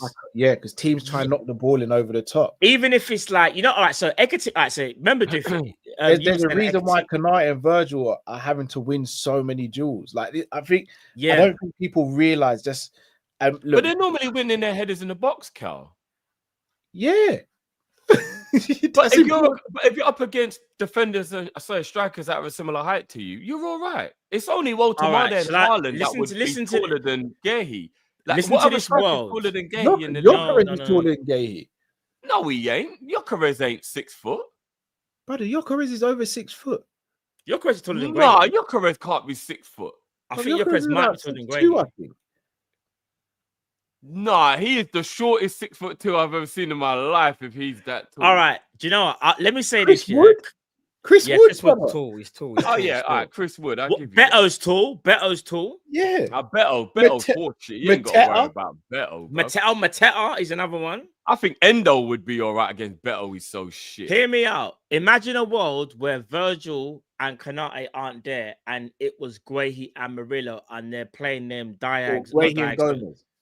Bruv, it's a long day. Even corners, set, like, bruv, you know how many clearances Virgil and Kanate off the corners, bro?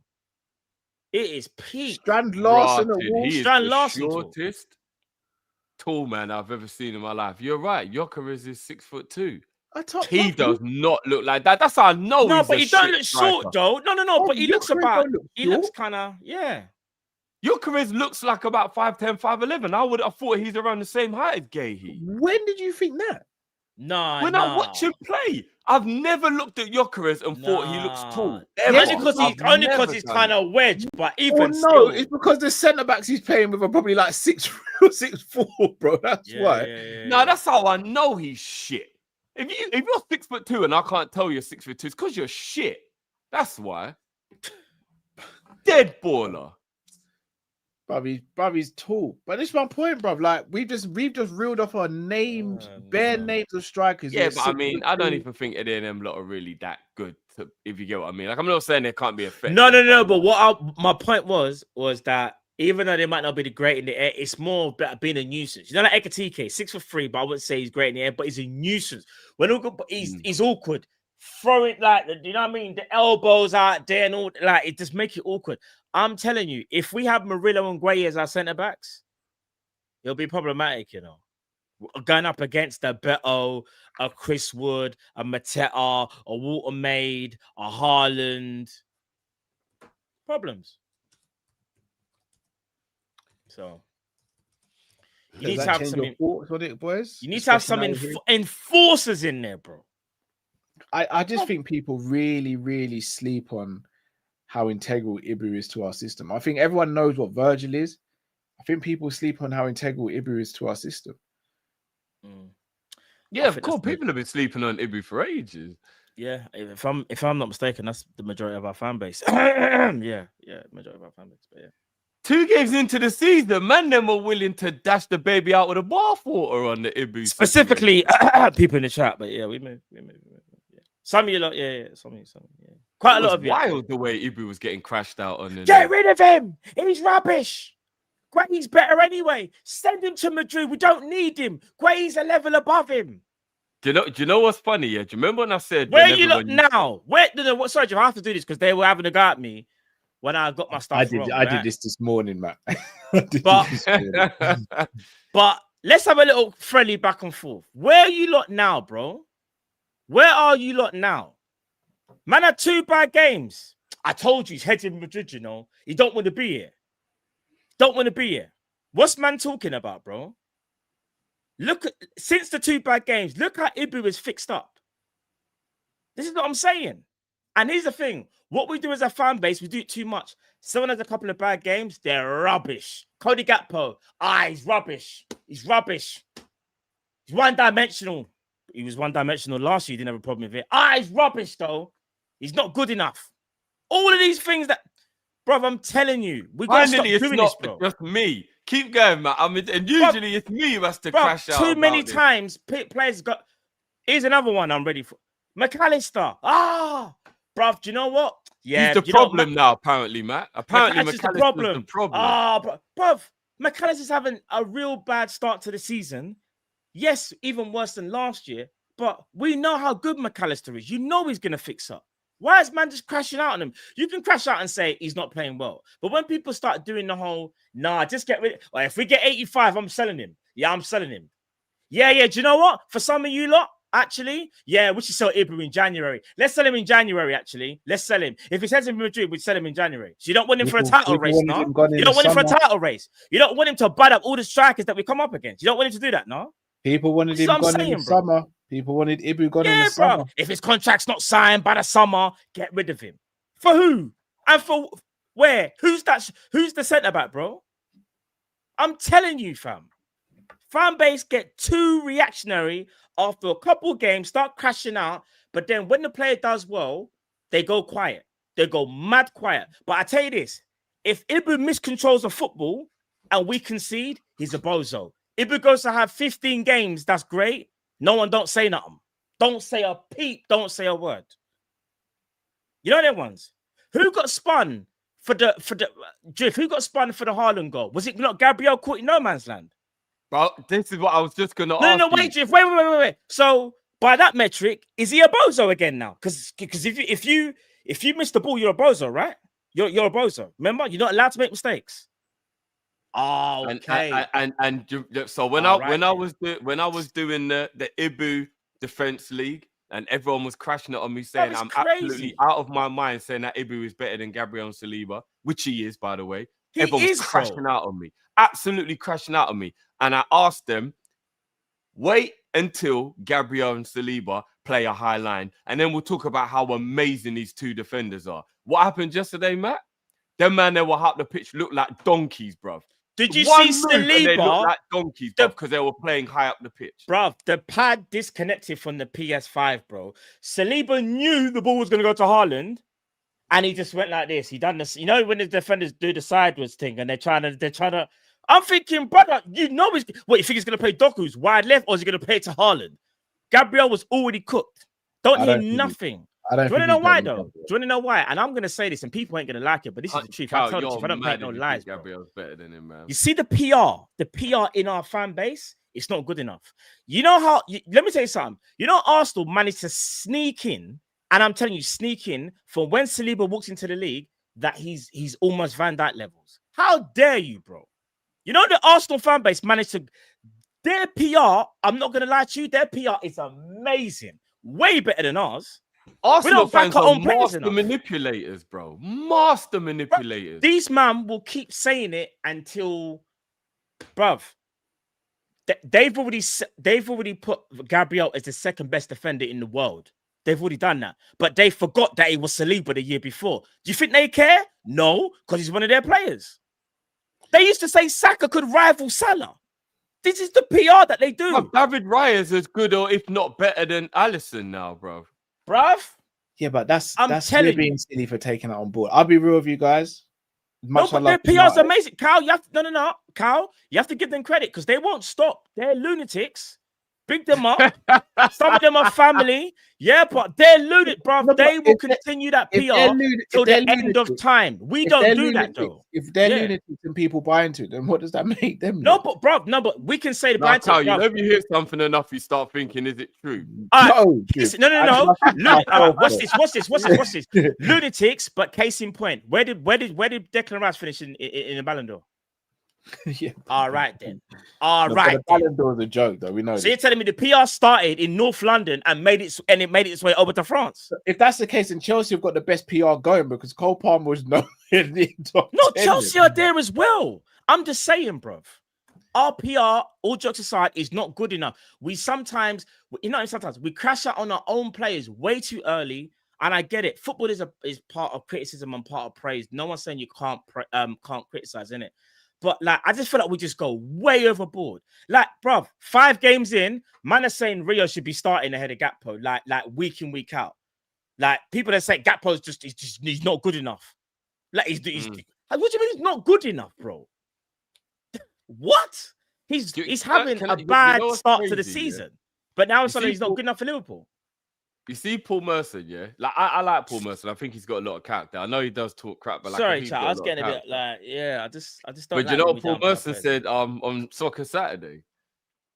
He said if Arsenal get 4 points from Newcastle and Man City, they're definitely winning the league. No, he's entitled to have that opinion. It's wrong, but he's entitled to have the opinion. Look, here's the thing, me personally, yeah. And that's Arsenal PR, by the way. No, I get there's Arsenal PR, but sometimes because there's the PR, sometimes we can go too far as well. Gabriel and Saliba, very, very good centre backs. Very. Let's not make no bones about that. I'll be honest with you, Cal. And again, I just agree to disagree. I think they're good centre backs, and I think the system is perfectly suited to protect them and make them look even better. I think Gabriel scores goals, which ups his PR, and I think Saliba looks good on the ball. And he was kind of even slightly a little bit like Van Dijk. They're tall, mixed race. Like numbers, even little similarities, you know what I mean? Good looking guy, whatever. For me, it's a lot of PR. I'm telling you now, they are not anywhere near as good as the system is making them look. And it's not me being shady. I'm telling you, it is the system. When I saw them in that high line yesterday, just one example showed me exactly why I said they can't touch any conversation with Virgil and Ibu for me. Because Virgil and Ibu play in high lines, have to do channel running.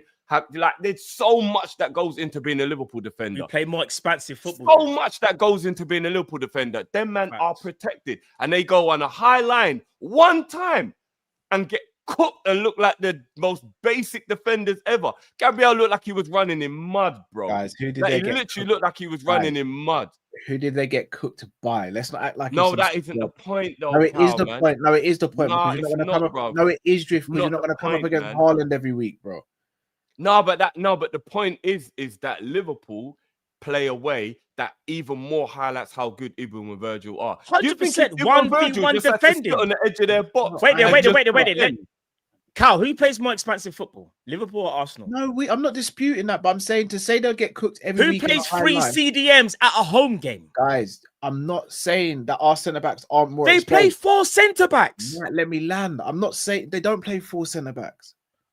Wait. No, on a real. Wait. Calafiori hold on, wait there. Let's put the brakes. Wait there, because I don't want to get mad, Cal, about this cauliflower, which I said from day is cauliflower. Man used to say he's the truth. Rare. To be fair, he's been injured, yeah? What did we want him as a fan base? As a left back or a centre back when he was linked to Liverpool, bro? It's a left back. Bro, people were saying centre back. We wanted him as a left back who could also play centre back. Bro, remember when we were playing Trent inverted, we wanted someone who could do a left back role, but could also come at centre back, man. Calafiori, if I'm not wanted him to play mistaken, is Calafiori not a centre back that can play left back rather than a left back can play centre back? Yeah, I'm sure he is. I think he's a left back that can play centre back. All right, and then you got Timber. If I'm not mistaken, has Timber not played centre back for Ajax? Have I got that right? Oh my God! Yeah, when he was at Ajax, he was a centre back. All right, then. So but he doesn't play centre back for Arsenal. That's my boys. If that's the point. No, we understand that though. He's bought all centre backs and then made them fullbacks. No, even Ben White is a centre back that he made a fullback. Ben White played in a back three at Brighton and was considered a centre back that can play right back. Correct me if I'm wrong. No, all right. No, yes, he was a centre back, but he's not now. Just because they played centre back in the past doesn't mean they're centre backs now, guys. Whether you rate them as centre backs, whether you think they're centre backs or not, the premise is they play way more defensive structure to Liverpool. No, when they play way more defensive structure and they've got 3 CDMs, you're playing Zubimendi, Declan Rice, and the other person. I can't remember. My mind's gone. You guys, you're completely Matt. You're completely missing my point. I'm not saying that they don't play a low block or they're not as expansive. They are way less expansive than we are. Our defenders, for lack of a better term, are hung out to dry a lot of the time and they have to figure it out on the fly, right? I'm not disputing that. But to say that Arsenal, is more specifically Saliba and Gabriel, would be crap in a high line, I don't think it's fair to say based off of one game where you're playing against Haaland, who is one of the best strikers in the world. No one said, all right, so whether you want to say, I never said crap, but we have to be fair in it. Because now hear me out, Matt. Good defenders, though. No, that's what I'm saying. If a rival fan was like, Konate is crap because of how he played against Bournemouth, we'd be like, guys, how many other games has Konate been brilliant in? We're going to use one bad game. We can't do that. All right, Cal, so let's go back to 2 seasons ago before Arsenal became defensive. The season when they finished second, but they were actually an expansive team playing good football. So Gabriel was known as a bozo. He was actually known as a bozo, Cal.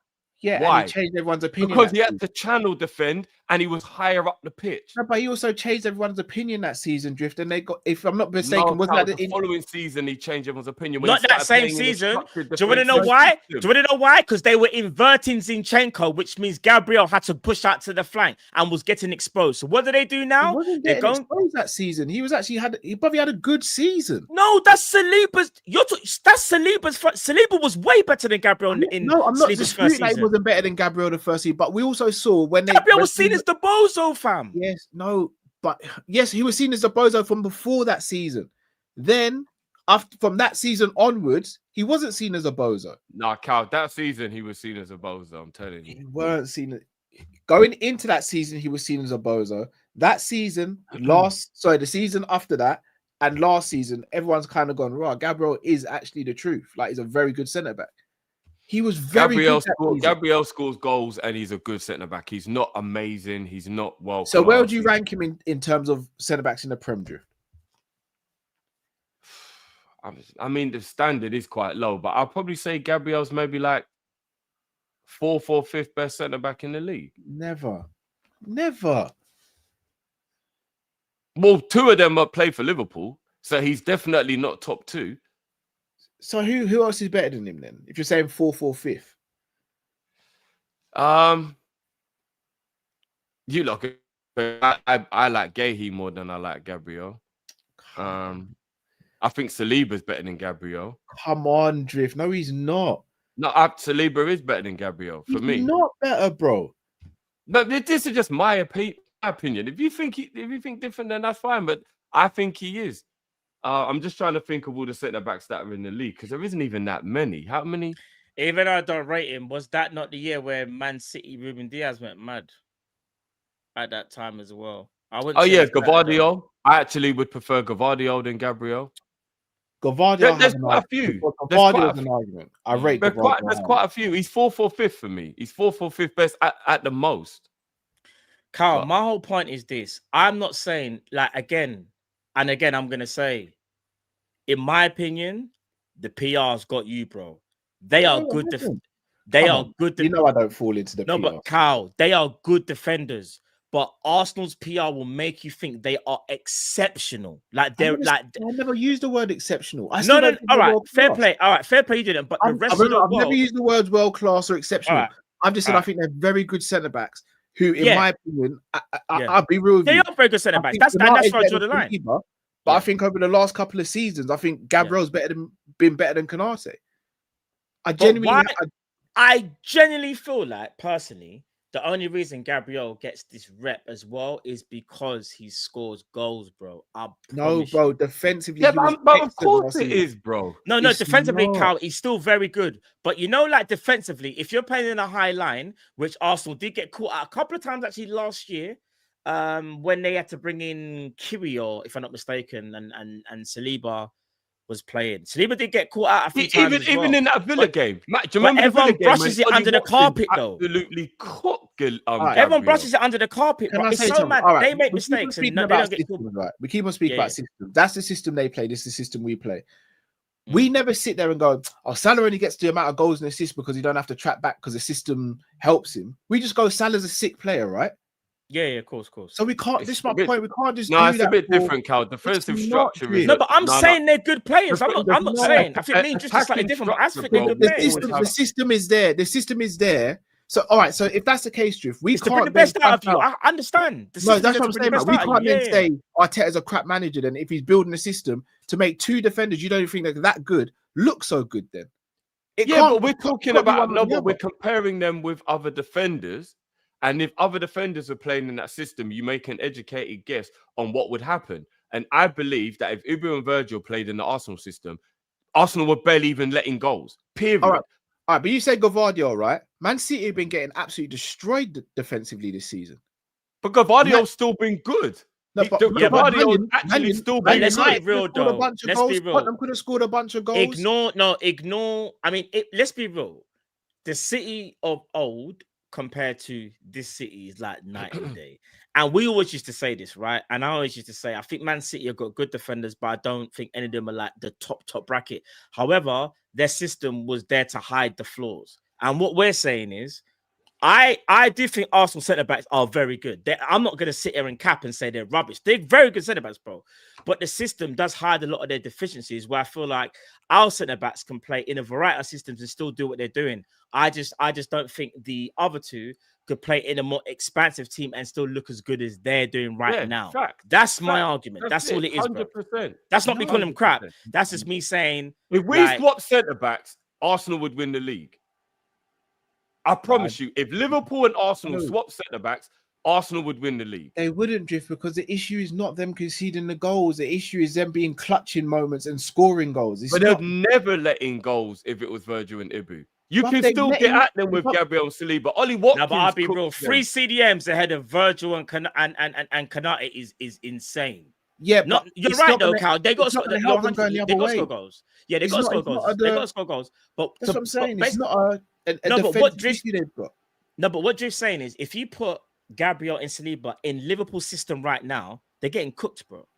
They'll do well, but they're not going to do nowhere near as good as Virgil and. All right, so that's what I'm saying. When you say they'll get cooked, I disagree with that. Would they do as well as Konate and Virgil? No. But they won't. Yeah. It's not like we're going to be conceding 5, 6. No, I understand that. No, not like that. So that's what I'm saying. They're just not going to do as well as Virgil and Ibu do. I get that. What I'm saying is, I don't think Saliba could have done what Konate's done for the last how many years Trent was there, and do you know what I mean? And still be that good, bro. I'm being honest. He couldn't have. I'm not. My whole thing isn't Saliba. I think Saliba is extremely overrated by a large portion of people. I still think he's good, but I still think he's overrated. Yeah. Gabriel, for me, is a very good centre back. Like, he is. Gabriel's class. Like, I can't sit here, even as a Liverpool fan, and play down what Gabriel is.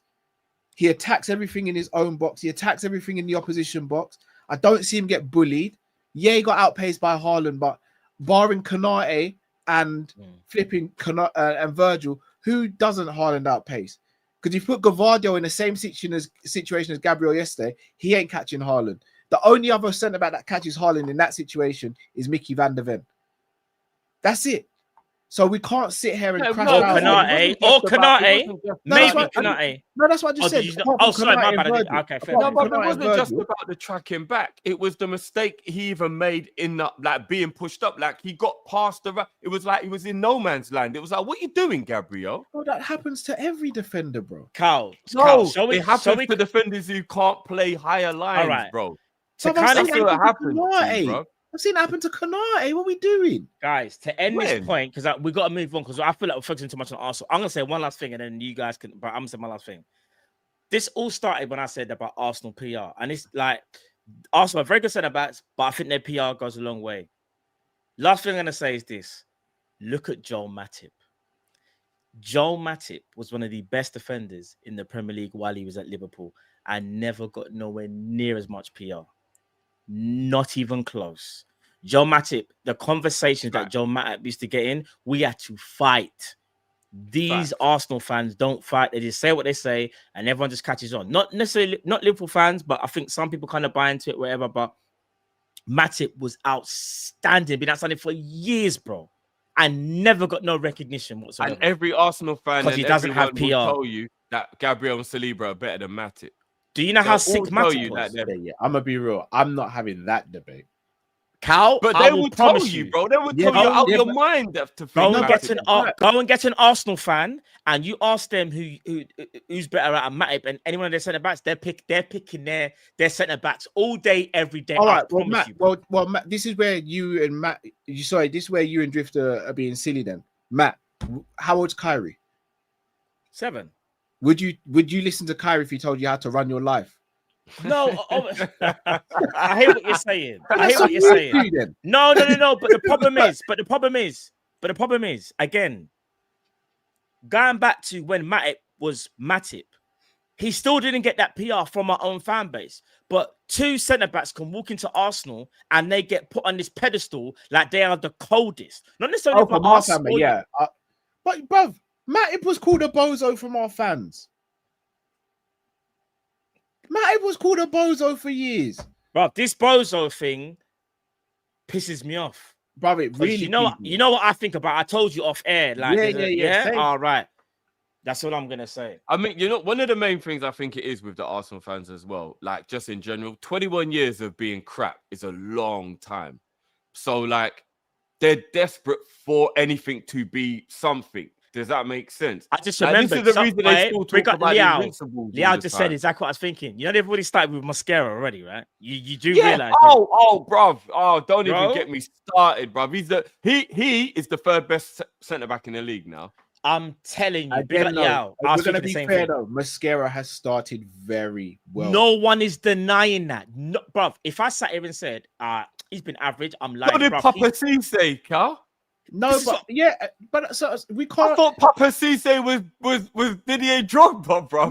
No, but all right, guys, we big up our players after a couple good performances, brother. Let's not make no bones about it. I saw people saying Endo's better than Caicedo in the first season. But let's be fair, if we're gonna do this properly. Nah, come on, no one said that. I'll be real. The Endo. Sorry, what? No.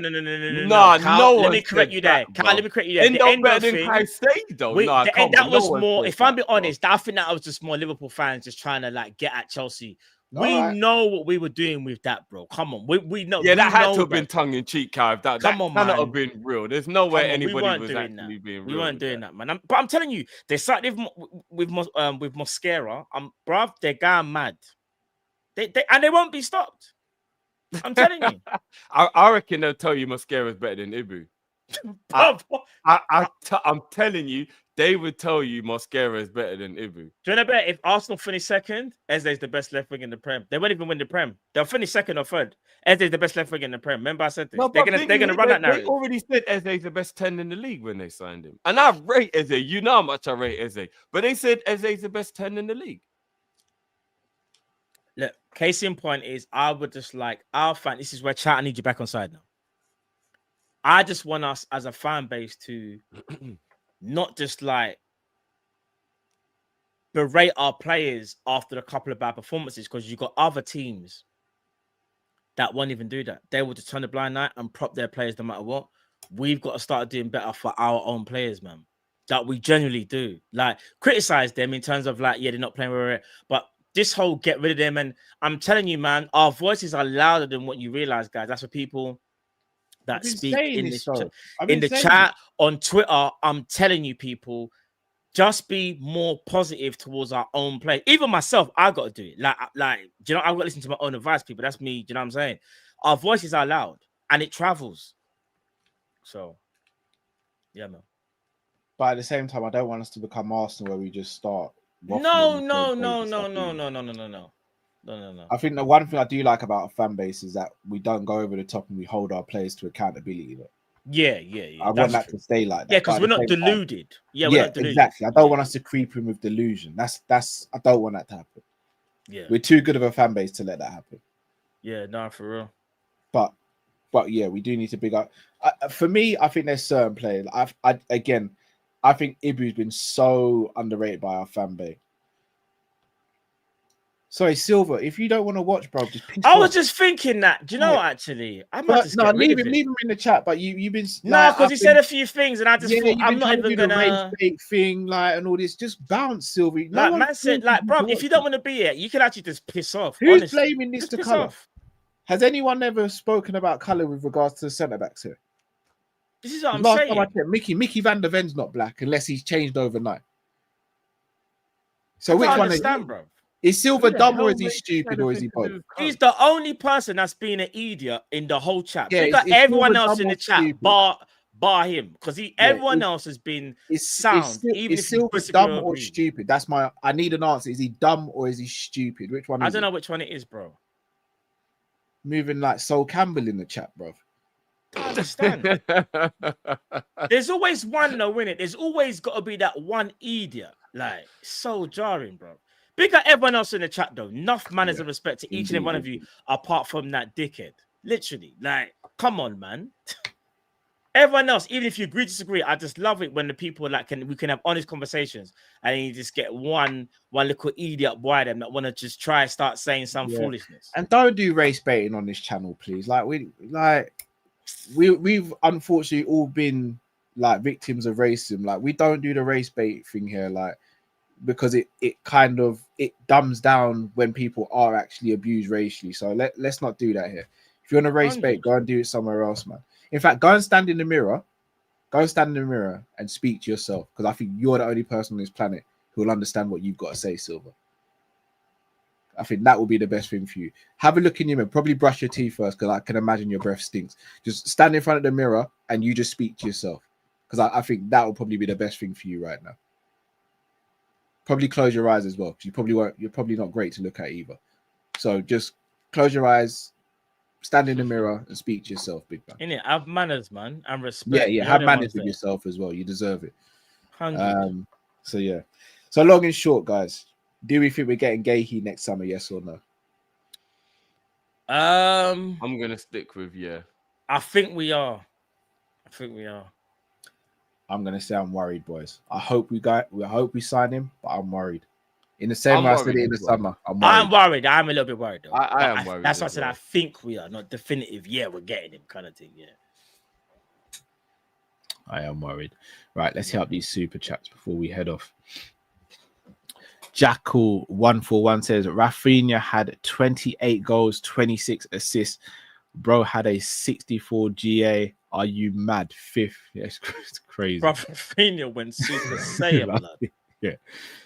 On the left as well. Barcelona players don't seem to be that lucky with winning the Ballon d'Or as well, isn't it? If you have to actually think about it, only a couple Barcelona players. It's when obviously Messi won it literally like all the Messi doesn't count because Messi doesn't count. Yeah, so I'm thinking outside of that, other than Messi, Mario and R9. So it's a 54 GA, not 64 GA, 54 GA. That's still insane though. I swear Romario and Ronaldo, R9, are the only other two I can think of on Barca. Oh no, Ronaldinho won it one year. Yeah, Ronaldinho. Yeah, 2005. Yeah, I think it was. I think didn't Gerrard finish second or third, and Lampard finished second or something. Even that Gerrard was in top 3 1 year. I'm trying to remember. Gerrard won Champions League that season and still didn't win it. So what's the excuse there? Bro, and let's be real. If we've ever seen a carry job, Gerrard was it. Yeah, no, for real. Just Lab says for Salah to win, he needs the same stats as last year, treble and AFCON, and get to semis in the World Cup. Yeah, even then, he'll still get pipped to it by someone who wins the World Cup, probably. Cole Palmer will win it. With 8 goals and 7 assists. Yeah. He'll score the goal in the final, innit? Yeah, it's Cole Palmer. He'll score a 95th winning goal against Brentford. Yeah. One of them And don't get me wrong, Palmer is cold. He is a cold Palmer footballer. is a serious baller, but Nah, when it's cold. just like you can't not look at that and go, but his season was nowhere near as good as other people's. He's the only 10 in the league I would swap Verts for. Palmer's cold. Palmer's cold. I wouldn't swap him though, but I get the premise. In fact, no, if you had to, if you went like that, like you got to pick a number 10 that's not Verts, then yeah, he would be the next. Yeah, no, Cole Palmer's cold. But yeah, Yeah, he doesn't like he can't be in conversations where we're talking about. Can I just say something quickly higher as up well? You see how the PR works, and we're doing it right now. You know how we all go, like he's cold. Like we've actually bought into that. It's insane. Oh, bro. Oh no, I wasn't saying it because of that. That's just the irony. No, but I feel like we do it naturally because we know we do it without knowing it. We know he's cold. Maybe, yeah, so you know what? Maybe it's a Cole Palmer's maybe, cold. maybe. You know? I'm telling you, bro. I do as well. Big up Lauren. Lads, I need another. We outside. 5 out of 5, baby. Both of them. Hashtag how greedy. How greedy. Nah, facts. Do you know what's funny? You know when people put capitals, I really imagine them shouting. I don't know if you do that. Like I really actually imagine them shouting. That's what makes me laugh. So, Carl, you still there, bro? Yeah, I was gonna ask, could one of you do the supers because it's yeah. Let me just do that for a second until Carl. Oh, so is that all right? Big up Thomas. Perfect storm for Mo to lose. French bias after winning the champ. Yamal being the next one. FM, dog walk the league, and champs you never walk alone. Facts, bro. Do you know what? More than anything, I want us to win the Champions League. As well as obviously Prem is first, but last year was just about winning a trophy at the start of the season because I didn't know how well Arne Slot was gonna do. Like, I'm being honest, like if we won something, it'll be amazing. But yeah, the levels are different this year. I want Prem and champs, man, especially after what happened. So, did you hear Slot pick the Champions League? Oh, did he? He was asked right now. I can give you one or the other. Which one you taking? And he said Champions League. He should have said both. Both of them. No, it could only be one. Which one would you take? And he should have said both. No, I know why he said no, but I guess he just had to pick one. He's just answering the question, isn't it, bro? He should have said both. Virgil was asked a similar question the other day, and he said both. Yeah, Slots. I'm gonna have to speak to him. I'm gonna have to speak. Oh, your guy, man, bro, he's as ruthless already. No, he ruthless, bro. I might have to speak to Michael and Richard about that one still. Days. Big up Omar. That's not a good enough answer. He should have said both. Raphinha got screwed by Yamal lovers. Pause. Mo top 100%, bruv. Mo not even being in the top 3 is insane. Facts. Isak said everything. It's different for players, bro. I will say that it's different. It is different for players. Guys, Isak wasn't even on the list. Big up Ali. Was Isak on the list? No, that's fair though, because Isak wasn't. He didn't even play Champions League football last season. He was still obviously excellent, but he didn't play Champions League. He only scored 27 goals in all comps for Newcastle. But hey, I don't know if you can make the list if you don't play Champions League or any sort of European football. I don't think he played any European football. You can make the list if you bang goals. No, you must be able to. Suarez must have been on the list in 13-14. You can make I mean, if you banging goals for don't get it. Isak's my guy, but bro, you Suarez is ridiculous. No, but I'm just saying, like, if you're thinking you can't be on there where you don't play Europe, like Suarez must have been on there. I know, but what carries more weight? Keres banging in goals for Sporting or Isak banging in goals for Newcastle? That's what I'm gonna say. No, I agree, but Keres will turn around and say the whole Keres got on that list because he scored a hat-trick against Man City. Let's just call it what it is, boys. Man, bad goals for Sporting for fun, and is striker of the world. No, but we know that shouldn't be the case. But we know he only got that PR because he got a hat trick against Man City in Bruv, the Champions League. Portuguese league. I'm done, fam. Honestly, I know I'm it done. stinks, man. I know, I get it. Is everyone starting to slowly clock on to Gyökeres is a very basic player? I think I keep on saying this. Gyökeres is at the wrong.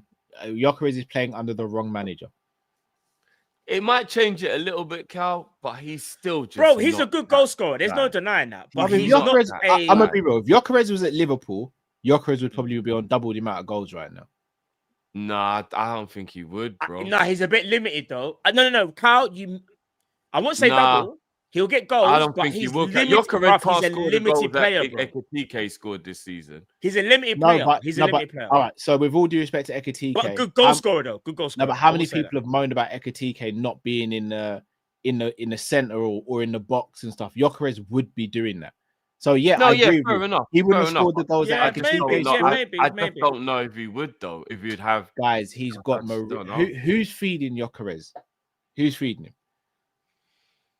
Well, I mean, to be honest with you, he can't even let the ball stick to him, though. No, Cal. no. When he's playing with his back to goal and people are passing to him, he's bouncing off him like he's a wall. Drift, who's feeding Gyökeres, bro? Well, they've got Odegaard, they've got No. Guehi. Who's feeding him right The now? three best CDMs in the league. They don't get creative. last Hold game, on. They don't get creativity from their fullbacks in Timber and Calafiori. They Rice, Marino, Carl's falling for and the PR again. You know? and See Zuba. what's No, happening. Rice.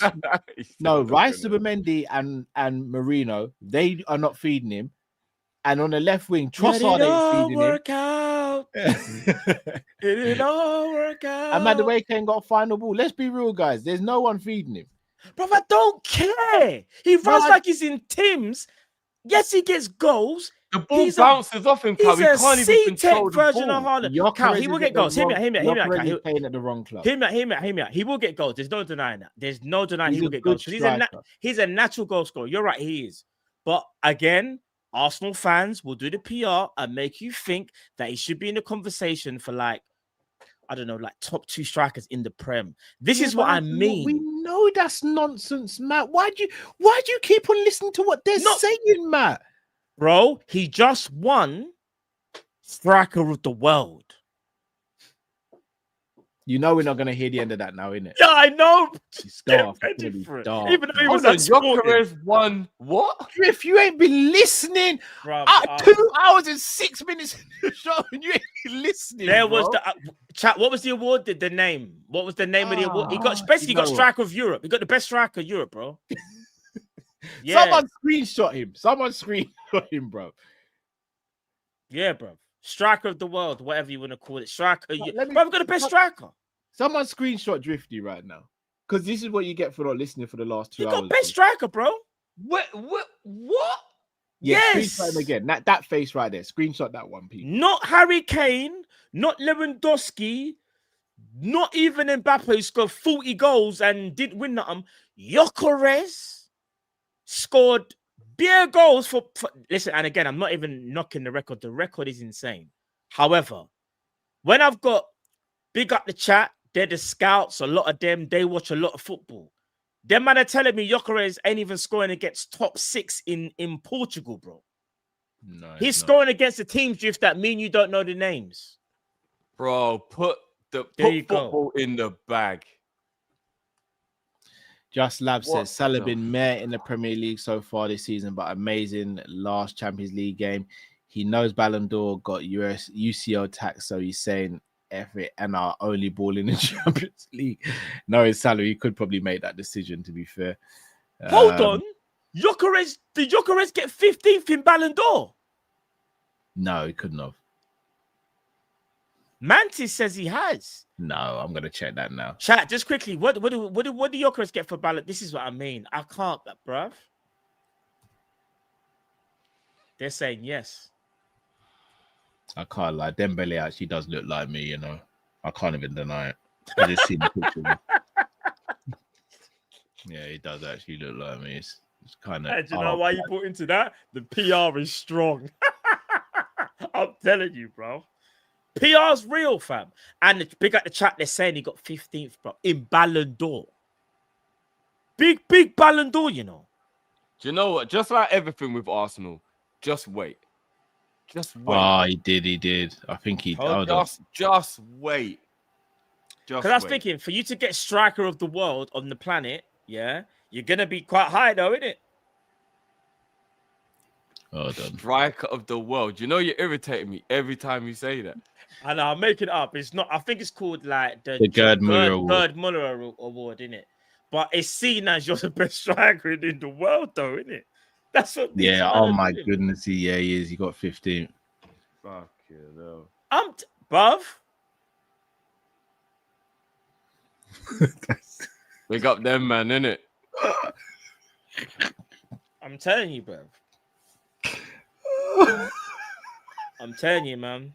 That's joke. I remember when people were saying it's not just about GA and whatever. I'm sorry. If you go and watch Gyökeres play football, you can't tell me he is the definition of GA. You can apply that to Salah now at his latter years, but before you could never have said that. You would have said Salah was a mixture of both, like eye test and GA. Gyökeres is literally GA. I'm gonna read the people. Oh my goodness, Denzel Dumfries has finished above Van Dijk. Miss me out. You see what I'm saying about PR strong in the world? Denzel, not Denzel. Yes, bro, Denzel, fam. Inter Milan, Denzel. I'll read from 30. So from 30th to Cal, 10. I want to hear it. It's going to irritate me, brother. It's going to irritate in 30th, me. I'm sipping this strong drink. I can't even lie. In 30th, Elise, 29th, Verts, 28th, Virgil, 27th, Declan, Erling Haaland, 26th, 25th. Declan above Virgil. Yeah. No. Declan's in the Ballon d'Or, fam. For 24th, Fabian Ruiz, 23rd, Bellingham, 22nd, McAllister, 21st, Jurassi, 20th, Lautaro Martinez, 19th, João Neves, 18th, McTominay, 17th, Lewandowski, 16th, Vinicius, 15th, Gyökeres, 14th, Doué, 13th, Kane, Craver, 12th, Pedri, 11th, and Nuno Mendes, 10th. That's dark, man. The thing is, shall I tell you I'm not laughing at Scott McTominay? Just quickly. Scott McTominay was the best player in his league last season. I know. Just quickly, who was higher about Guehi and Kane? Guehi and Kane. Kane. Oh, for a minute, I thought. Okay, I'm so glad. I'm not even gonna lie. Mendes being 10th is actually kind of criminal. Are you ready for this? You know, Donnarumma was like number 6 or something. Donnarumma was 9th, I think. Was it not? It was inside the top 10, 100%. Yeah, Donnarumma was 9th, and then Cold Palmer. R. Thompson 94 says, "Why would they?" Cole Palmer finished higher than Mendes, bro. Cole Palmer has the greatest... is Hakimi in that list? Yeah, he's in the top 10. Yeah. No, yeah, he should be. Yeah, he should be. I was just thinking, is he? Yeah, Hakimi's in top 10. Hakimi's number 6. See, I personally think Mendes should be higher than Hakimi, but Hakimi was clutching some of the games. Hakimi was better than Mendes last season. Nah, I don't think he was, bro. I might have sided with Mendes.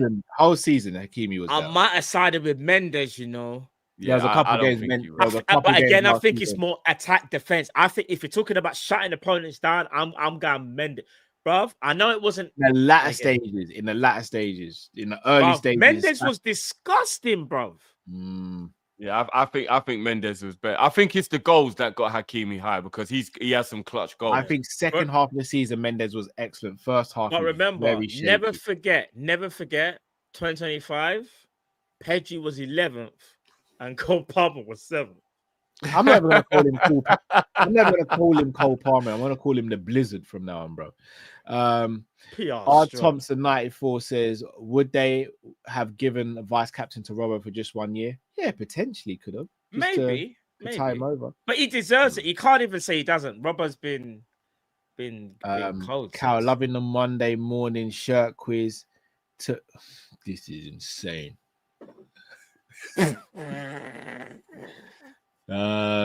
Took me back to a friend who wore it while they were intimate. You actually made it worse. You could have just said when we was around each other. Reach around is crazy. Ty says we got World Cup stars before in Diouf and Diao. Yeah, we did. We did for real.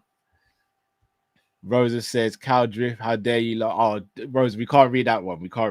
Yeah. That's yeah. We know you're joking, Rosa, because we know you're joking, Rosa. We hear it. One. I hear it, but you just got to be careful. Yeah. Official AMD speak says Matt's playing multiverse recently.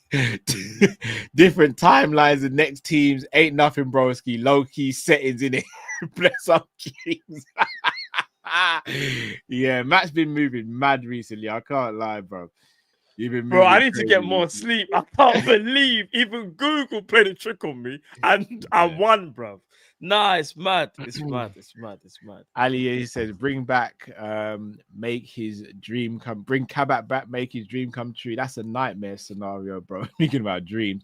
And that's Yasin says, theory, guys, we buy Wharton and Grab as the 8. I've been saying this. I want Grab to be free. I want him to be free. Grab can, at this point, Grab can kind of just do what he wants. Let's just be real about it. Official AMD speak says Fabio Cannavaro was 5'9", crazy defender. I think so long as one of the pair is tall, it's all good. In the Prem, bro, I'm gonna be real. Cannavaro is a beast.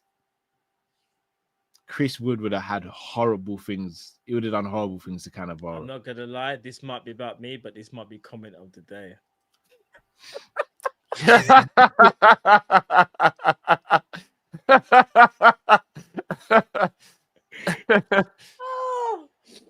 Oh my days! You know the only thing I don't like about the multiverse, is it's giving them an excuse to just do anything now, and then the way out is just always multiverse. Rose, you're out of order, bro. Yeah, no, 100 drift.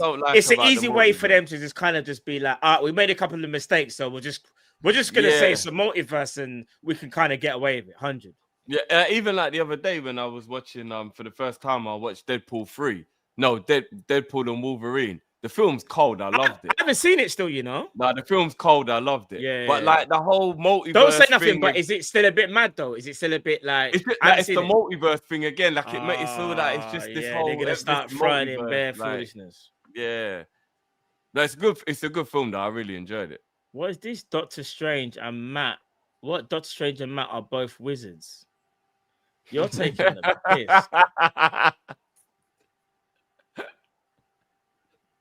Taking the absolute piss. Man said both wizards and then put wing wizard in brackets. And it's the fact that wing wizard is a double. I know. No, you don't need to allow me, man. I made a mistake once or twice. I made a couple mistakes. Allow me, man. Flipping out.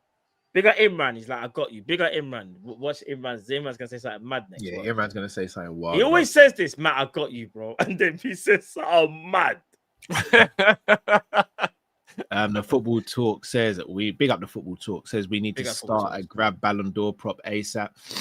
Yeah, we do still. If he continues like this, no, do you know what? We've got too much common sense and logic to actually get it to the point where it starts to manipulate everyone else. Do you know what I mean? Like, we don't believe it in ourselves. We can't really push. No, agreed. Yeah. You'll Never Walk Alone 2.0 says, would Ibu get cooked like Gabriel did versus Haaland? No, he wouldn't. No, he wouldn't. No, he wouldn't. Gangan Deep says, not even trying to back Arsenal, but Gabriel and Saliba were good 22-23 when they played expansive football. Gabriel was a bozo first 2 seasons, by the way. Agreed with that. No, Saliba was good that season. Gabriel was still seen as a bozo. So Gabriel was excellent that season. No, it took Gabriel a little while to get rid of the bozo gene, though. This is what I'm trying to say. But again, we won't go into it because I don't want to give them more. This is again, we're giving them. I didn't even realize by me even complaining, I'm giving them PR. How about that? You know that? We're a Liverpool centric show, and I'm giving them PR, and I'm saying, let's start. Bro, it's mad how PR works, bro.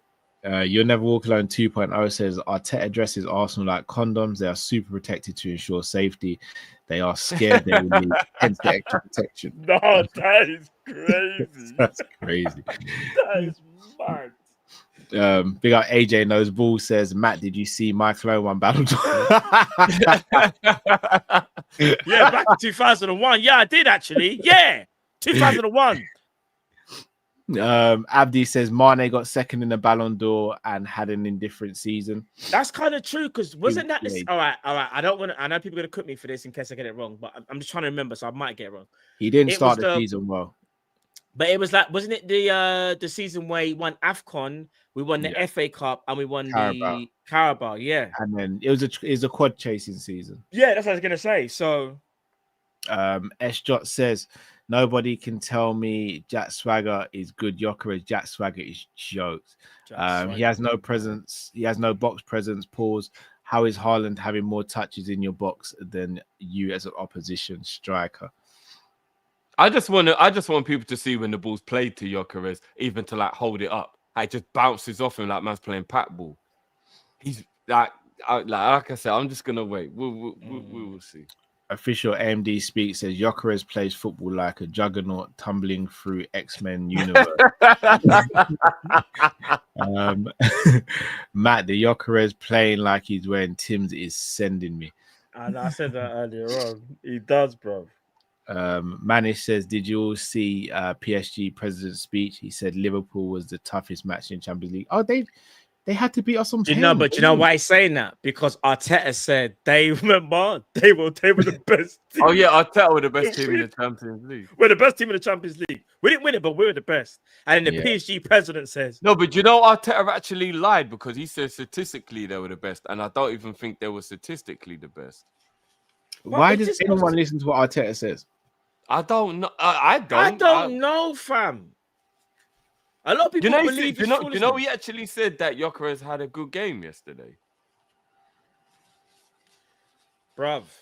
He called it a powerful performance, and that's where it'll stem from. And then Arsenal fans who don't even believe that will go, "Yeah, no, he's right." You say he called it a powerful performance. That's what you say about one of the X Factor representatives, isn't it? Like it was a powerful performance. Great song, bro. Great song, Joey Gallagher. No, it's facts. It's fact. I'm telling you, bro. PR is crazy in football, man. It's mad. We have to be connected, guys. I've never known somebody to be so delusional. But he's so cheesy, bruv. That whole connected. Can you imagine him being your manager? Bringing speakers, bruv. I don't. Can you actually imagine if he was your manager? No, I couldn't. Yeah, I'd never want none of that near my club. You know, none of that. And then what is it? They got the dog called Win. Is it the dog called Win? Or something? Win, yeah. Like, what kind of foolishness is this, bruv? That's actually abuse. RSPCA should actually step in. That's actually abuse. That's fully I'm abuse. telling you, man. Arteta, no, but do you know what it is, though? One thing I will say about Arteta is a control freak, bro. He's actually a control freak. That's why they play like that. He's a control freak. That's why they play like that. I'm not going to lie. Do you know what? I might actually have to just go and watch one of the Amazon Prime things just to see him losing it in the change room. You know what he's going to like, fucking tell me why, guys. Yeah.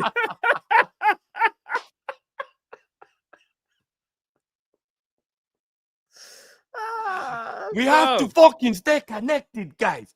We have to stay. Bro, if my manager took out a light bulb during any kind of team talk, and then when I got home, I realized I've been pickpocketed by some pussy Clark brother that he'd hired.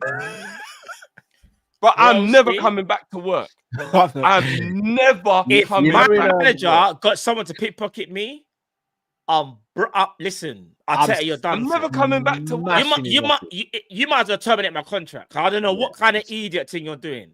You're gonna get man to pick it and tell me I should be always aware on guard. Are you mad? I'm gonna destroy you up. Are you I'm gonna destroy his office, and then when I'm finished, I'm just gonna leave a note saying you should always be aware of your surroundings.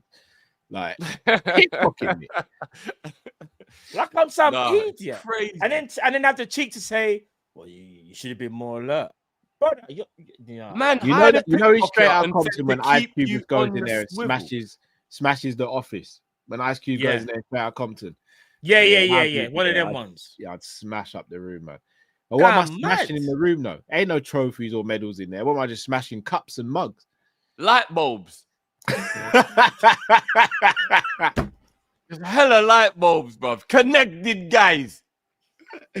Man just got them just langing, just dangling from the ceilings, bare light bulbs, bro. Bruv, you think you're all up in IKEA, blood? You're there on the B&Q, you know the light section in B&Q. Yeah, facts. But I'm telling you, he's a weirdo, bro. Don't tell me he's not, bro. Absolute joke. Well, boys, have you guys got anything coming up over the next few days? Obviously, we've got watch along tomorrow. If you guys haven't tuned in, check out the preview that me and Matt did earlier for Southampton game. Anything coming up in the next few days, boys? I might go on my channel and do a light bulb special.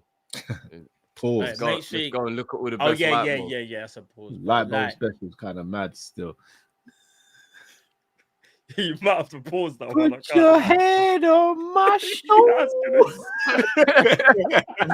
Fuck you, no. If I see you doing anything with a red light on channel, bro, I'm telling you, I will cut you off as a brethren for a calendar. Yeah. You have to, bro. Fuck you, no. You have to. That's but funny. No, I haven't got nothing during the week. Actually, stay tuned because I've got something potentially planned for other Friday, Saturday. But I'll let you guys know close to the time. But yes, spoiler alert, FC26, we move. But yeah. Okay. Other than that, I'm not doing nothing really during the week. Other than that, when I get the game, so. Keep an eye out. Spontaneity. There'll be a bit of spontaneity. Also, though we don't have to remind you guys, this video is sponsored by okjerseys.com, where you can get your jerseys, for about £15. Not only that, use the code KOPISH and get 8% off, people. Make sure you go and do that and get your jerseys then. I'm telling you, you will not be disappointed. So make sure you do that, people. That's it. Make sure you do that, people. Indeed. When the dog's got a mural as well, right? Shouldn't. Nah. I think the set piece coach does, though. Where's that fussy been? He ain't been on camera for a little while still. I don't know, bro. I need to go and see what type of dog is Win the Dog. I can't believe I've even got Win the Dog now in my Google search. I don't even want to know. It's probably some idiot. What breed of dog is he? He's a chocolate Labrador. I can't lie. You couldn't have got a more fussy old dog than a chocolate Labrador. What the fuck? People. What the fuck, bro? That's an old people's dog, blood. Mine might have got a poodle, blood. You know what I'm saying, bro? What a Doberman, a Rottweiler, Alsatian, Pitbull, Staffy. Get a proper dog. Oh, big at the chat. They're saying apparently the dog has a mirror at the start. I don't know. I thought it did. I thought it did. For what? Why is the dog got a mural? It's part of the family, isn't it? Like it's mad thing, bro. I don't know. No,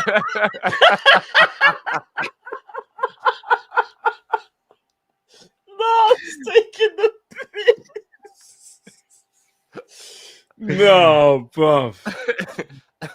No, that's elite. People, until we see you tomorrow, stay safe, stay blessed. There's a dog shit on the training ground. Where does the dog live? A woman's saved.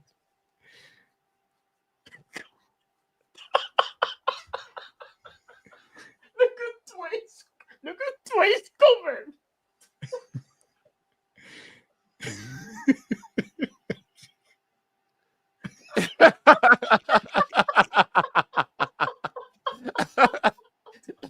Oh, bro. I can't, bro. Yeah, you must have done something mad, Tway. I'm not gonna lie. You must have done something mad. Something mad. Oh, people, dig out yourself. Till we see you next time. Stay safe, stay blessed. With Kopish out, people. Take care. Peace.